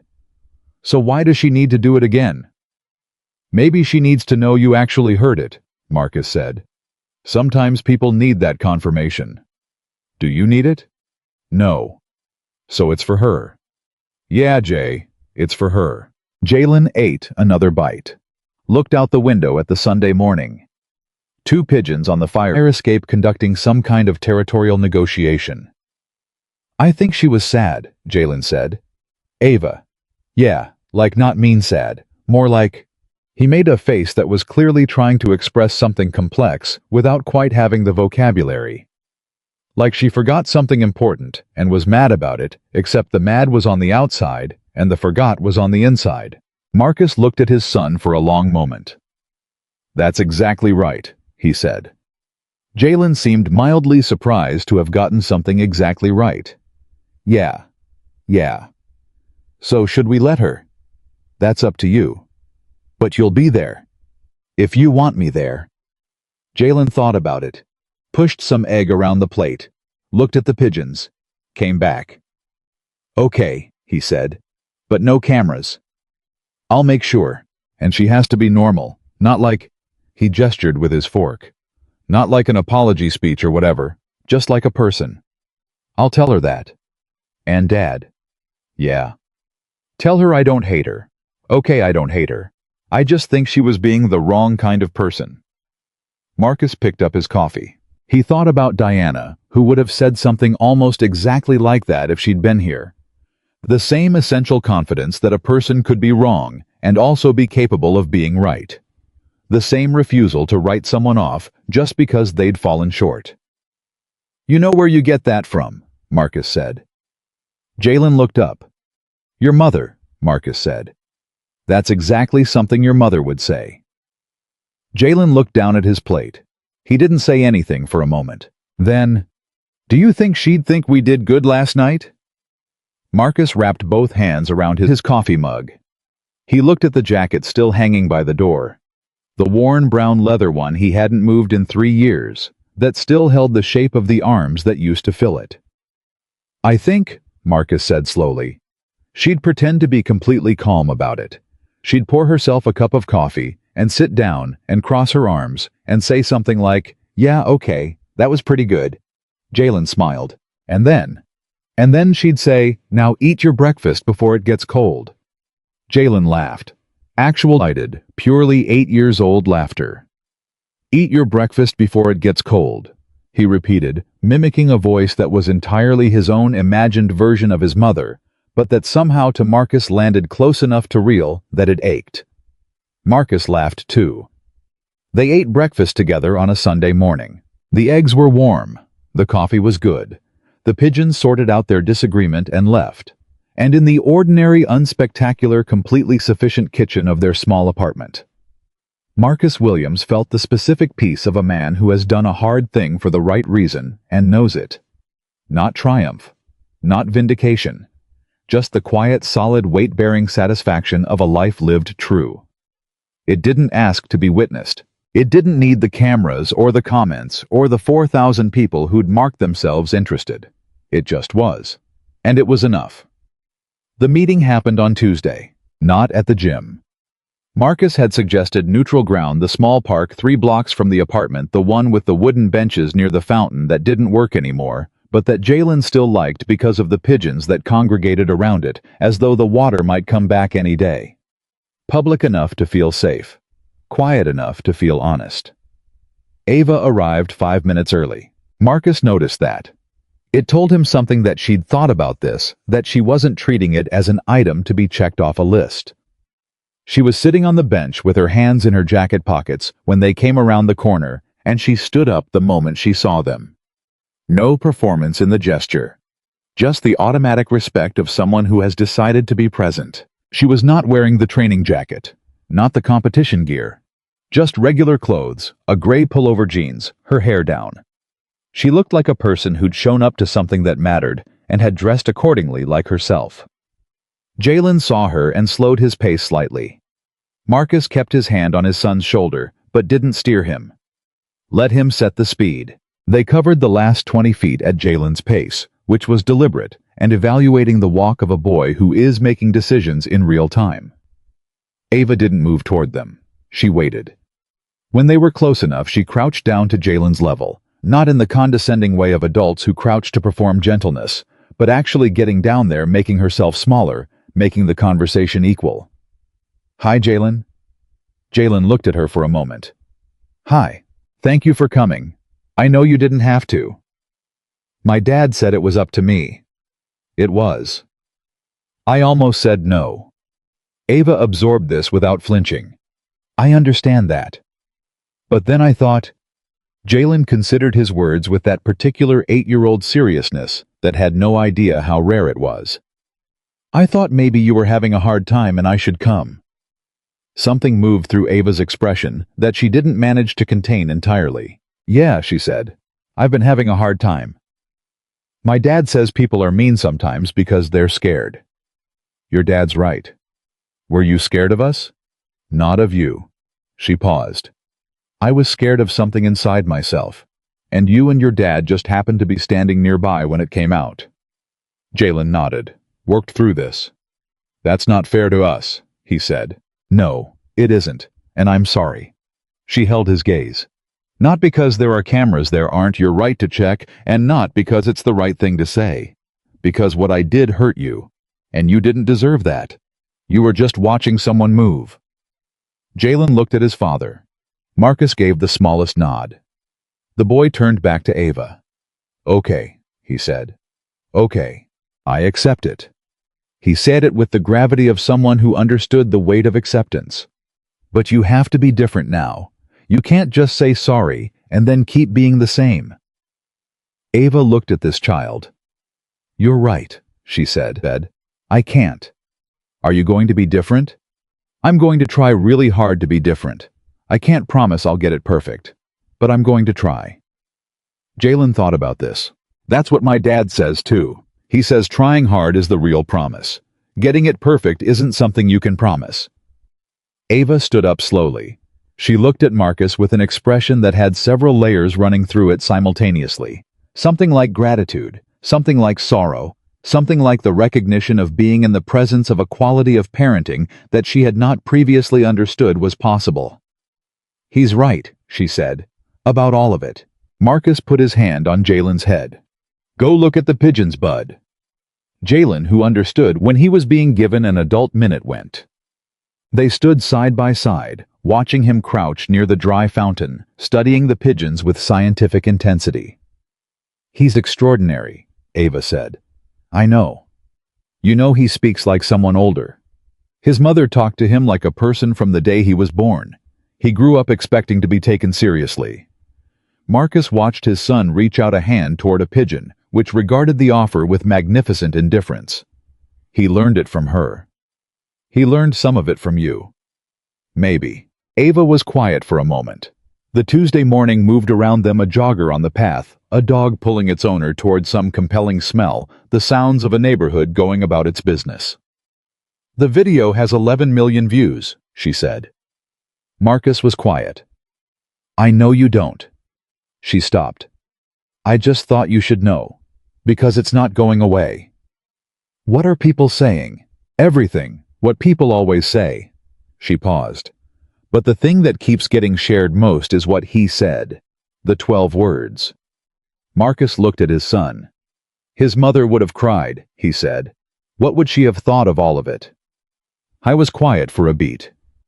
"She'd have said I should have walked out when you laughed the first time." A slight smile. She had very low tolerance for people wasting her family's time. Ava laughed. A real one, surprised out of her. "She sounds like someone I would have been intimidated by." Everyone was. She didn't mean to be intimidating. She was just very clear about what mattered. "That's exactly what's intimidating." The jogger passed again, going the other way now. Jaylen had advanced to within 2 feet of a pigeon that seemed mildly interested in negotiating terms. "I want to offer you something," Ava said. "Not as payment, not as compensation. I know you'd throw both of those back at me." "Then what?" "Jaylen, I want to train him, if he's interested. Real training, discipline, control, the fundamentals. Not to make him a competitor, not to put him on a path toward what I did." She paused. "Because he deserves to learn what you know. And you can't teach him that from the outside of it." Marcus took his time answering.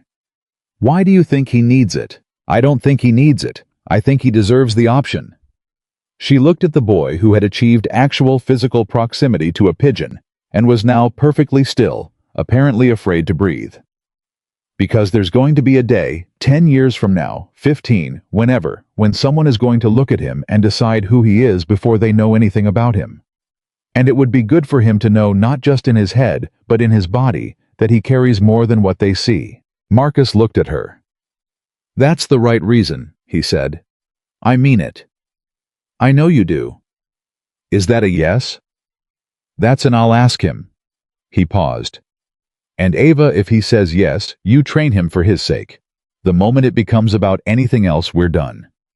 "Understood. And I'll be watching." I'd expect nothing less. Across the park. Jaylen had made contact. The pigeon was eating something from his palm. The boy's face held the absolute uncomplicated joy of a specific small victory. The kind of joy that doesn't know it's being watched and wouldn't change if it did. Marcus watched his son and felt the familiar ache of something too large to name. Love, grief, pride. All of it, braided together into the single ongoing experience of raising a child, in a world that was going to test him in ways a father couldn't always prevent. All he could do was make sure the boy went into it knowing who he was. All he could do was be the evidence. Things did not change overnight. That was the part none of the 11 million viewers saw. The video kept spreading. The comments kept accumulating. 3 different news segments ran brief features on it. Local Phoenix coverage, one national morning show that described it as a viral moment of unexpected grace, which was the kind of language that flattened a real thing into a shareable thing. But Marcus understood that was how the world processed events it hadn't been inside of. His phone continued receiving messages from people he'd never met. He read some of them. Most he didn't. He wasn't built for that kind of attention, not because it overwhelmed him, but because it seemed beside the point. The moment had been for his son. It had never been for an audience. The audience had been present, which was different from being the reason. I went to work Monday at the warehouse. Felix met him at the time clock with the particular nod of a man who had seen the video and was not going to be the one to bring it up first. Marcus clocked in. "You want to talk about it?" Felix asked. "No." "Good. We've got a full doc today." They worked the full doc. At lunch, 3 of Marcus's co-workers sat with him, which was not typical. Marcus usually ate alone, and everyone had quietly understood that this was the preference. Dominic, a younger man from South Phoenix who'd been at the warehouse 2 years, set his lunch bag down across the table and looked at Marcus with an expression that was trying very hard to be casual and not quite getting there. "So," Dominic said. "So," Marcus agreed. "You've been doing that your whole life, moving like that." "Not my whole life." "But like you trained." "A long time ago." "Army." Marcus ate his sandwich. Dominic tried a different angle. "My little brother does kickboxing. Like serious training. He watched your video like 6 times. He said..." He stopped. "What did he say?" "He said whatever you did in that gym, that's not kickboxing. That's something else." "Your brother's right." "What is it?" Marcus looked at Dominic. At the genuine curiosity there, not the social media kind, not the content kind, but the real kind. The kind that comes from a young man who grew up around limited options and is always quietly cataloging evidence that there's more than what he's been shown.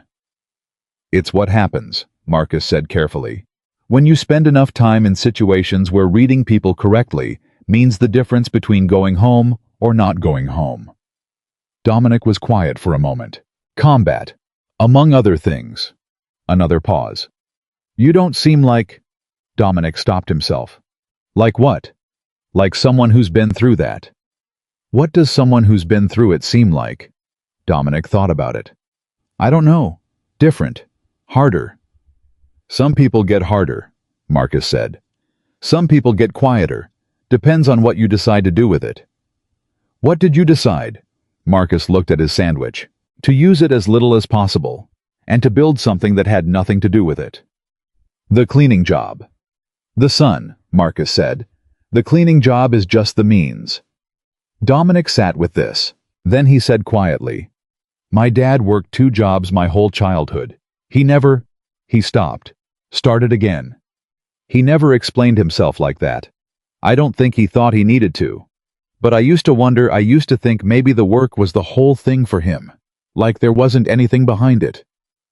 "Did you ever ask him?" "He died when I was 16. Marcus set down his sandwich. "I'm sorry. I'm just saying." Dominic looked up. "What you did taking your son with you, explaining things to him the whole..."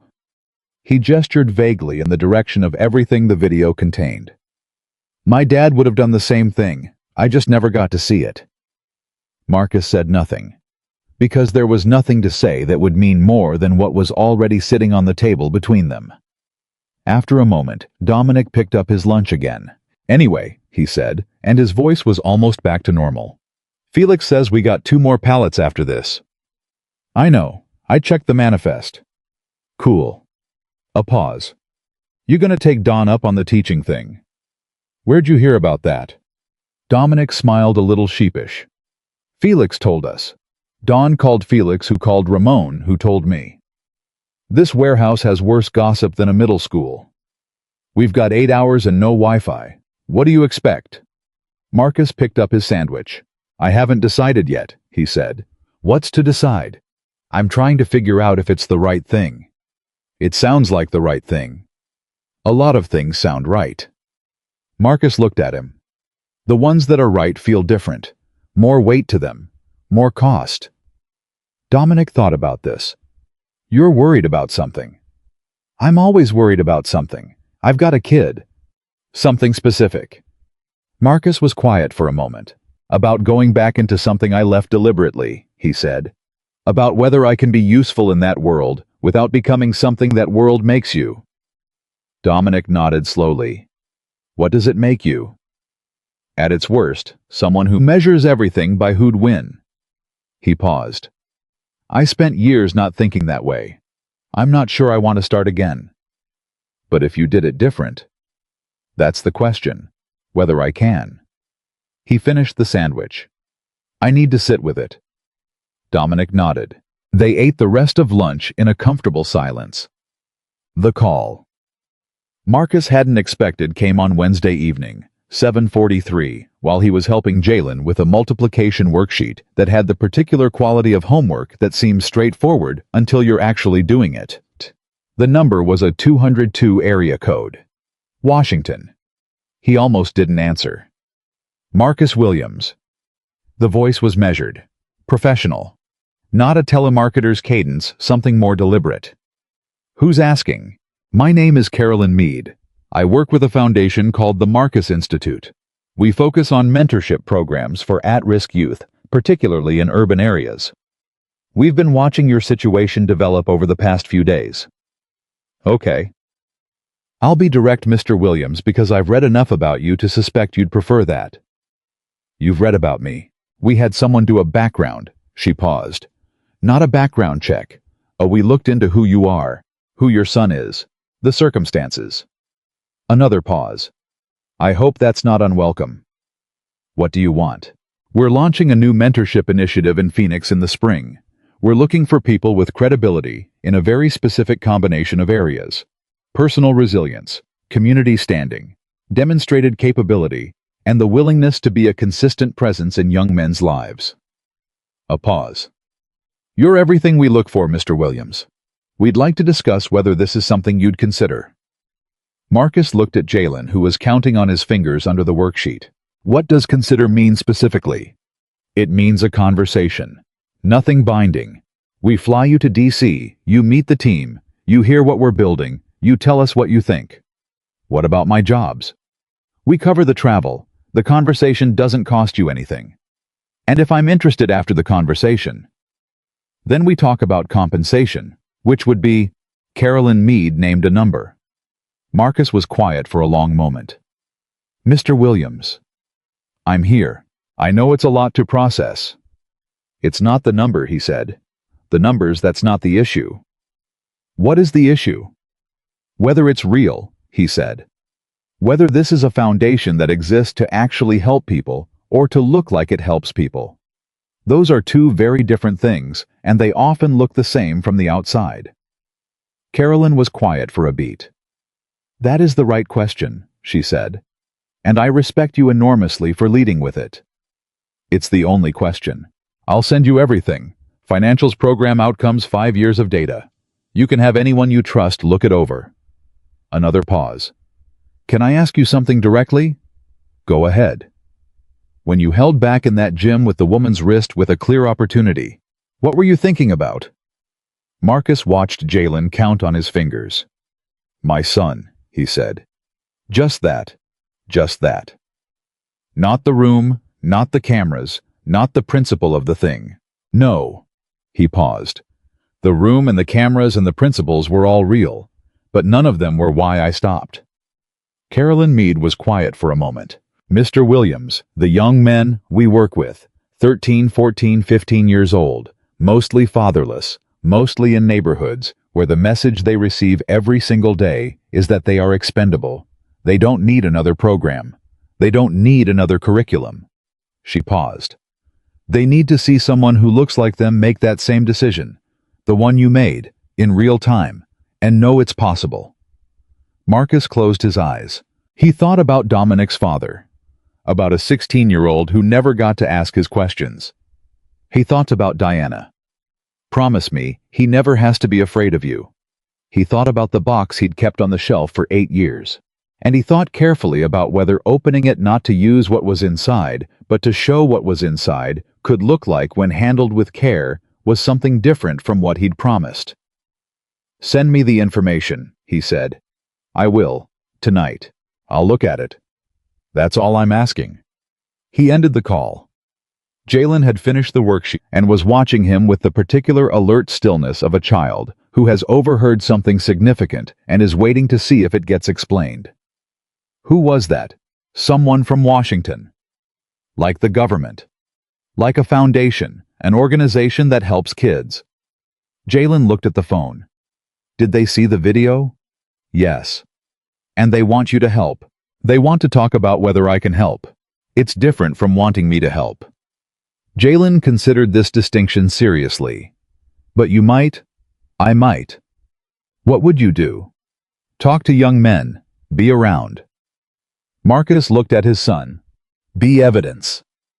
Jaylen seemed to recognize this word from before, from the conversation in the car, from the walk home on Friday night. Evidence of what? That what you choose matters more than what you start with. Jaylen looked at the worksheet. I think you should do it, he said. Yeah, because, he made the face again, the face of complex thought outrunning vocabulary. Because you're good at that, at being evidence. You've been doing it my whole life. Marcus looked at his son. He felt that thing again. The one with no name. The one that was love and grief and determination and gratitude, all braided together into a single unending cord. Let me see the worksheet, he said. Jaylen slid it across the table. Marcus looked at the multiplication problems.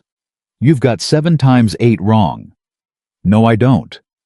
What did you put? 54. What's the right answer? Jaylen counted on his fingers, reached the end. His face changed. 56, he said. 56, Marcus confirmed. I always mess that one up. I know, that's why we practice. Jaylen fixed the answer, looked up. Dad?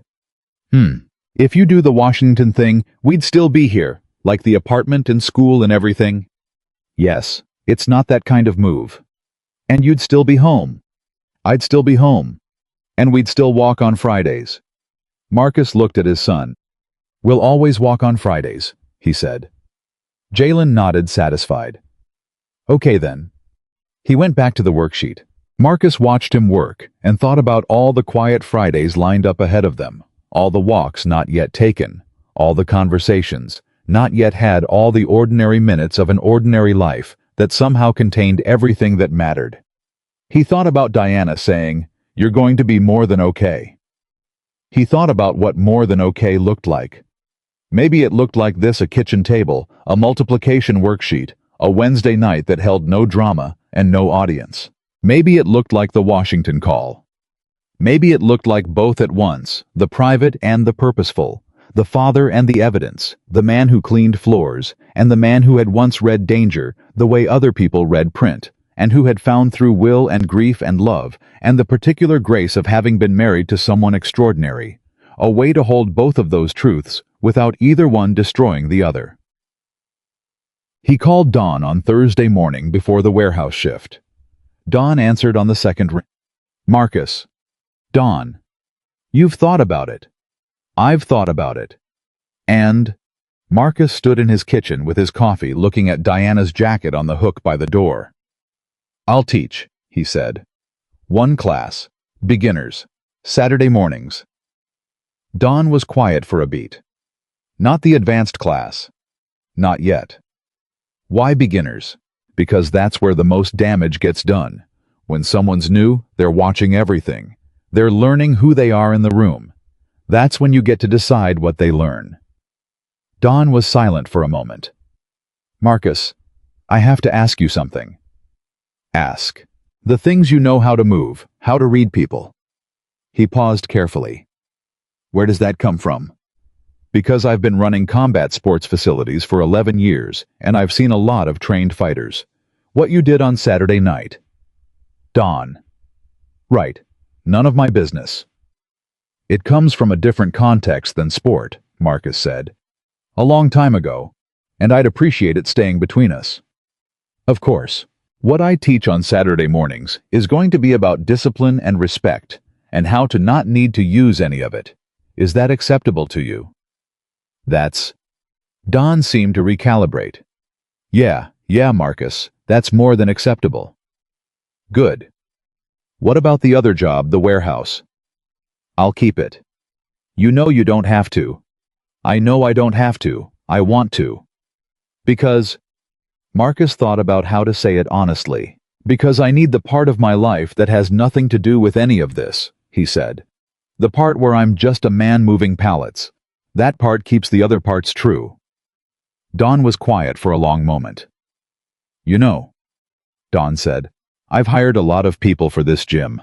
I've worked with champions and coaches and trainers and sponsors. I've been doing this since I was 32 years old. He paused. I don't think I've ever understood what I was actually building until this week. Marcus drank his coffee. What are you building? I think I was trying to build champions, Don said. I think what I should have been building was people. Marcus put his mug down. There's still time, he said. Yeah. Saturday mornings, Marcus said. 8 o'clock. I'll have the mat ready. He ended the call. He looked at the jacket. I thought about what Diana would say to all of this, to the classes, to Washington, to the video with 11 million views, to Ava sitting on the gym floor, to Dominic and his 16-year-old grief, to the pigeon eating from Jaylen's palm. He thought she would probably say exactly what she always said when things were moving in the right direction, and he was in danger of getting philosophical about it. She would say, "Stop standing there looking at things. Go do them." Marcus Williams picked up his keys. He went to work. The first Saturday morning class had 6 students. Marcus had expected that. Don had offered to advertise it, to put a post up on the gym's social channels, to ride the wave of the video's attention, and fill the room with curious onlookers who wanted to see the man from the clip in person. Marcus had said no to all of it. Word of mouth only. No promotion. No connection to what had happened the week before. 6 students showed up anyway. 3 teenagers, 2 boys and a girl, none of them older than 16. One man in his mid-40s who'd driven 40 minutes from Tempe and didn't offer a reason, and Marcus didn't ask for one. One woman in her late 30s who was clearly nervous and held herself with the particular tension of someone who had decided to try something terrifying and was committed to not showing how terrifying it was. And Jaylen, who sat on the bench along the wall with his homework and his tablet, and technically wasn't a student yet, but was watching everything with those clear, evaluating eyes. Marcus stood at the center of the mat at 8 o'clock exactly. He didn't have notes. He didn't have a curriculum printed out. He had thought carefully about what the first thing he would say should be, because first things set the shape of everything that follows. He looked at his 6 students. Before we do anything physical, he said, I want to know why you're here. Not your story, just one word. One word for why you came through that door this morning. The teenagers looked at each other. The man from Tempe looked at the floor. The nervous woman looked at Marcus. She went first. Safety, she said. He nodded. Didn't ask anything more. One of the teenage boys, confidence. The girl, respect. The other teenage boy thought about it longer than the others. Then, control. The man from Tempe. Long pause. Proof, he said. Marcus looked at him. The man met his eyes. He had the look of someone carrying something heavy and familiar, the specific fatigue that isn't physical. The look Marcus recognized from the inside. Proof of what? Marcus asked. That I can do something hard. A beat. Just that I can. Marcus nodded once. He looked at Jaylen last, which wasn't fair, since Jaylen was technically there as a bystander. But Jaylen caught the look and answered it like the question it was. To see what you do, Jaylen said simply. Marcus turned back to the class. Those are all right answers, he said. Every single one of them. And I want you to remember what you said today, because there's going to be a morning 6 weeks from now, 6 months from now, when you don't want to be here. When you're tired or discouraged or it hurts, or you feel like you're not getting anywhere. And you're going to need to remember why you came through the door the first time. He paused. That's what this class is actually for. Not the technique, not the combinations, the remembering. Nobody spoke. The physical part is real, he continued. It matters. You'll learn real things that work in real situations. But if you come here for the technique and forget the reason, you'll become someone who can fight. And I'm not interested in producing people who can fight. He let that sit for a moment. I'm interested in producing people who don't need to. The man from Tempe looked up. Is there a difference? He asked. Yes, Marcus said. The difference is everything. The class ran 90 minutes. Marcus taught the way. He'd absorbed everything useful in his life completely without waste, with full attention given to the person in front of him, and not to any version of himself he might be performing. He corrected the teenage girl's stance with 3 words instead of 20. He showed the nervous woman how to breathe through the discomfort of an unfamiliar position without making her feel watched.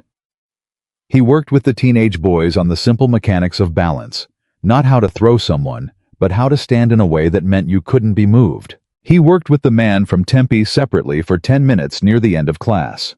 The man's name was Gerald. He was 47. He worked in logistics.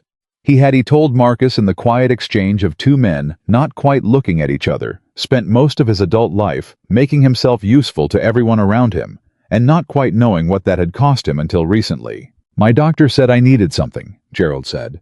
He said I needed to do one thing that was just for me. Something hard. Something where I found out what I was made of. This is that thing. I think so. I don't know yet. That's honest. Is that okay, not knowing yet? Marcus showed him a basic defensive positioning, adjusted his arms. Not knowing yet is where everything real starts, Marcus said.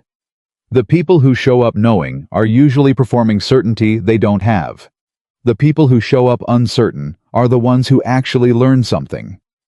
Gerald held the position. You're good at this, he said. I've had practice. Teaching. Figuring out what people need instead of what they're asking for. Gerald was quiet for a moment. What am I asking for? Proof, you said. Marcus looked at him. What do you actually need?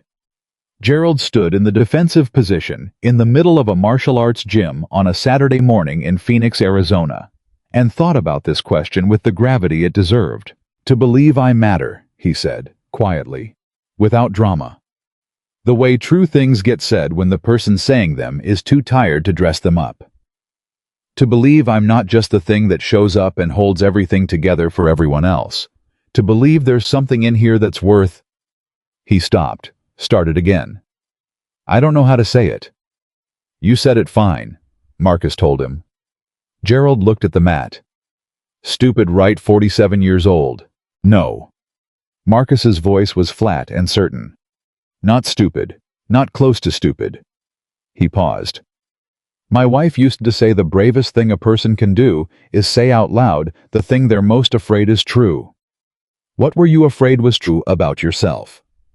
Marcus considered whether to answer. He decided the honest thing was to answer.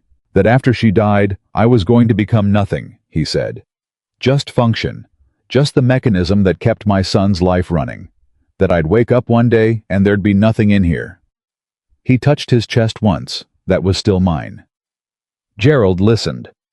And, he asked, and that Friday night in this gym? Marcus looked at the mat, at the space where it had happened. I found out I hadn't. The class had wound down around them. The other students were stretching, talking quietly, the particular end-of-class loosening that happens when people have done something hard together and are recalibrating back to ordinary. Jaylen had migrated from the bench and was sitting cross-legged near the edge of the mat, doing his homework with the unself-conscious ease of a child, completely comfortable in his environment. Gerald watched the boy for a moment. He knows who he is, doesn't he? Gerald said. Getting there, Marcus said. Faster than he should have to. Because of losing his mother. Because his mother made sure he would. 3 months passed. The Saturday morning class grew. Not quickly. Marcus wasn't promoting. It wasn't posting about it. Wasn't writing anything. It grew the way things grow when they're actually useful by word of mouth, by the quiet recommendation of someone who shows up changed and gets asked why. By week 6, there were 14 students. By the end of October, 21. Gerald came every single week. By November, he'd lost the look of a man carrying something he hadn't chosen to carry. He hadn't lost the weight. That's not how these things work, and Marcus knew better than to suggest otherwise. But the way he held it was different. He stood differently, talked differently. He'd joined a veterans support group, which Marcus had mentioned once without recommendation or pressure, just mentioned, and Gerald had gone. The teenage girl whose name was Simone, and who had come for respect on the first morning, turned out to be one of the most naturally gifted students Marcus had ever worked with.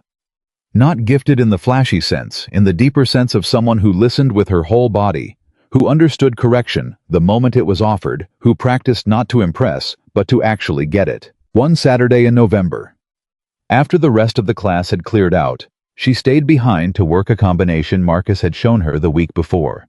She ran it again. The third time something clicked. Marcus watched her stop mid-combination, recognized that it had clicked, and stand there in the middle of the mat with an expression he'd seen on exactly one other face in his life.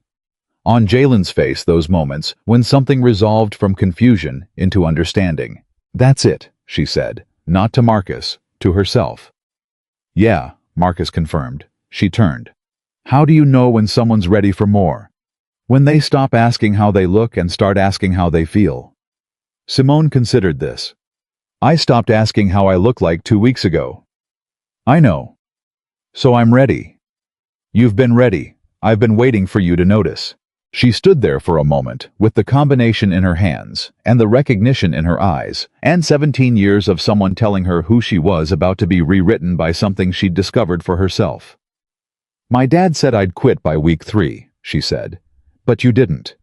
"No." "What does that tell you?" "That I know something about myself he doesn't." Marcus nodded. "Hold on to that," he said. "That's yours." Ava's class was different by December. It hadn't happened in one dramatic shift, the way the video might have made it seem like things change. It happened in increments. Small corrections made differently. A new student stumbling, and Ava's hand going out to steady them instead of a comment delivered to the room. A harder conversation with a senior student who'd been imitating the old Ava. The sharp dismissals, the careful preservation of hierarchy, where Ava had sat down with the student privately and said things she had never previously believed needed to be said. She'd lost 2 sponsors. Both had decided her brand was shifting in a direction that didn't align with their marketing strategy, which was a way of saying they'd built their investment on the version of Ava Reynolds that used fear as a performance, and they weren't sure what to do with this version. She'd lost 3 advanced students who'd followed the sponsors in sentiment, if not in direct connection students who'd come for the championship environment and found something more complicated in its place.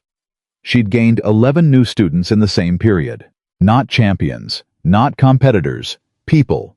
Adults in their 30s and 40s and 50s who'd been told somewhere along the way that they were too old, too soft, too late, too far past the point where this kind of thing was for them. They came because someone they knew had watched a video about a man who cleaned floors and chose not to throw a punch, and something about that had made them think, maybe there's a room that's for me. Ava taught them. She learned how to teach them, which was different, completely different from everything she'd done before. It required something she'd spent years training herself out of patience for the process, genuine investment in a person's progress without caring about the outcome. The ability to see a 60-year-old man stand correctly for the first time and feel that as an actual victory. It was harder than winning titles.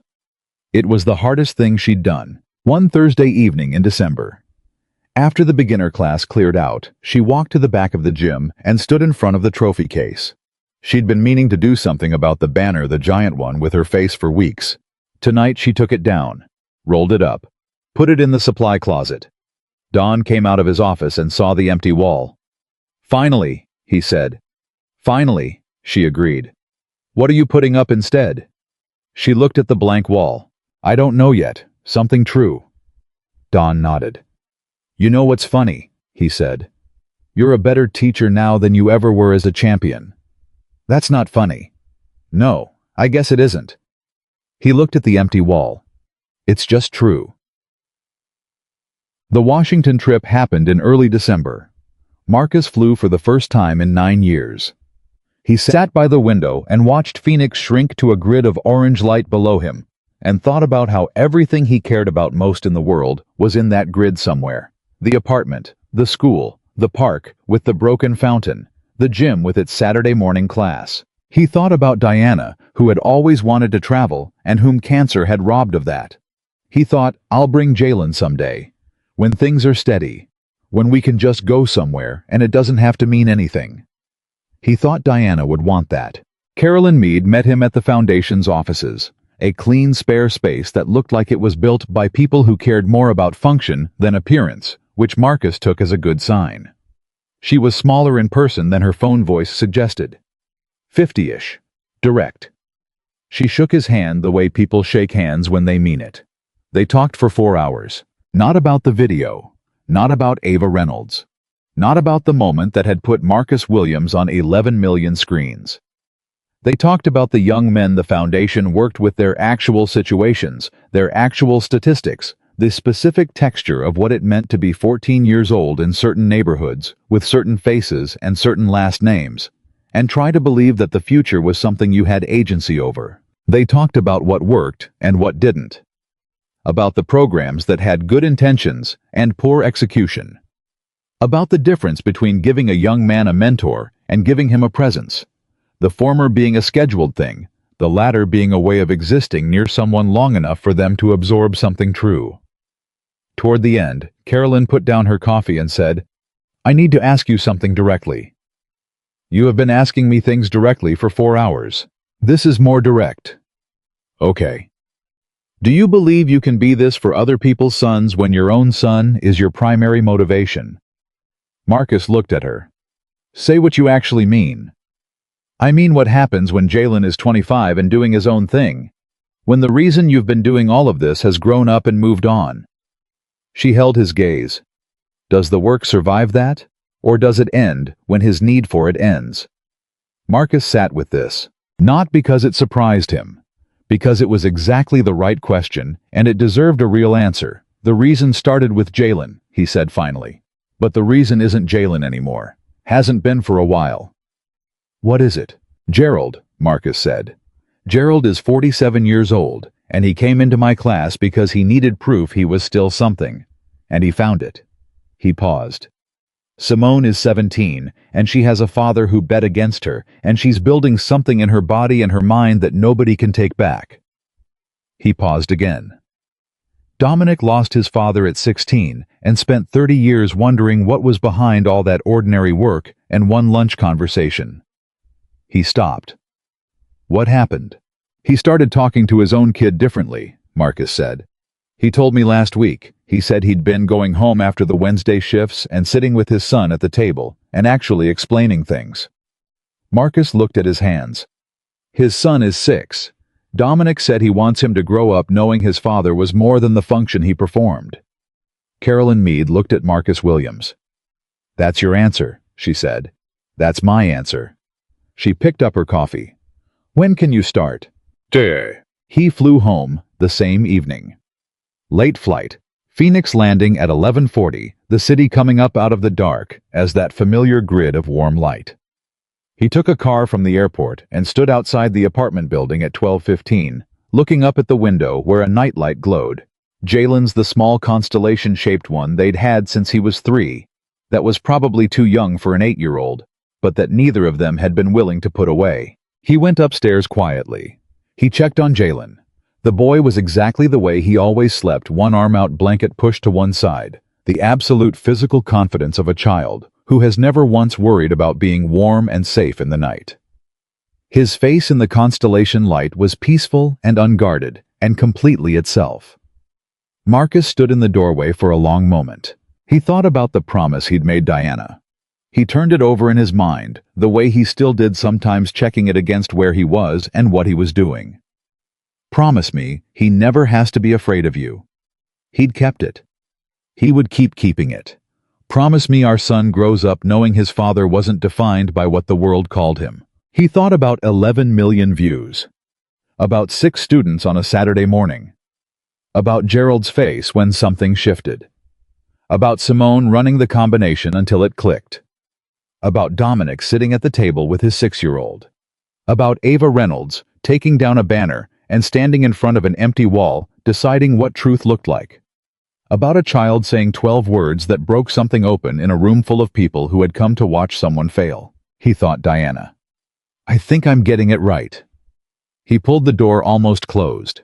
He went to the kitchen. Stood at the counter in the quiet of midnight, not quite ready for sleep. He looked at the jacket on the hook, the brown leather one. He walked to it, put his hand on the sleeve. He thought about what Jaylen had said at the kitchen table weeks ago. You've been doing it my whole life, being evidence. He thought about the Washington meeting, about starting in January, about the Saturday morning classes that would keep going, that he would keep showing up to, with nothing except his full attention and the accumulated truth of a life lived without pretense. I thought about the warehouse which he'd decided to keep, not because he needed to financially anymore, but because Felix and Dominic and Ramon, and the honest physical work of moving things that needed moving, was part of what kept him anchored, part of what kept the teaching real.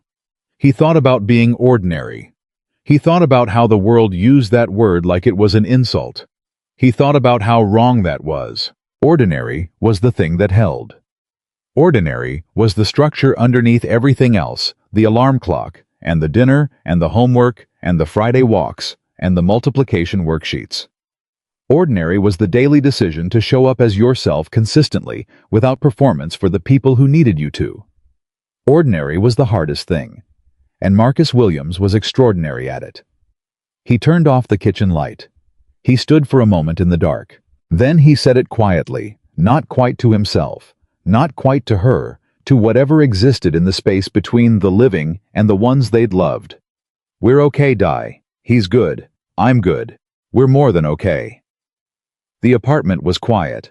The constellation light held, and in the morning, Marcus Williams would wake up at 5:45 before the alarm and make coffee and get his son ready for school and go to work and come home and make dinner and sit at the table and help with homework and carry the whole ordinary, beautiful weight of his life. Not because the world had finally recognized what he was not. Because 11 million people had watched him make a choice, not because Washington had called, or a gym had changed, or a champion had taken down her banner. He would do all of it because his son was watching. Because his son was always watching. And everything else, the recognition, the video, the slow ripple of change, moving outward through Gerald and Simone and Dominic and 6 beginners on a Saturday morning. And however many after them, everything else was just what happened when a man decided quietly and without audience to be exactly who he promised the woman he loved that he would be. That was the whole truth of it. That was all of it. The man they had laughed at was never weak. The man they had filmed was never performing. The black single father they had underestimated had been from the very first moment, and without ever trying to prove it, the strongest person in every room he had ever entered. Not because of what he could do, because of what he chose. Every single day, he chose.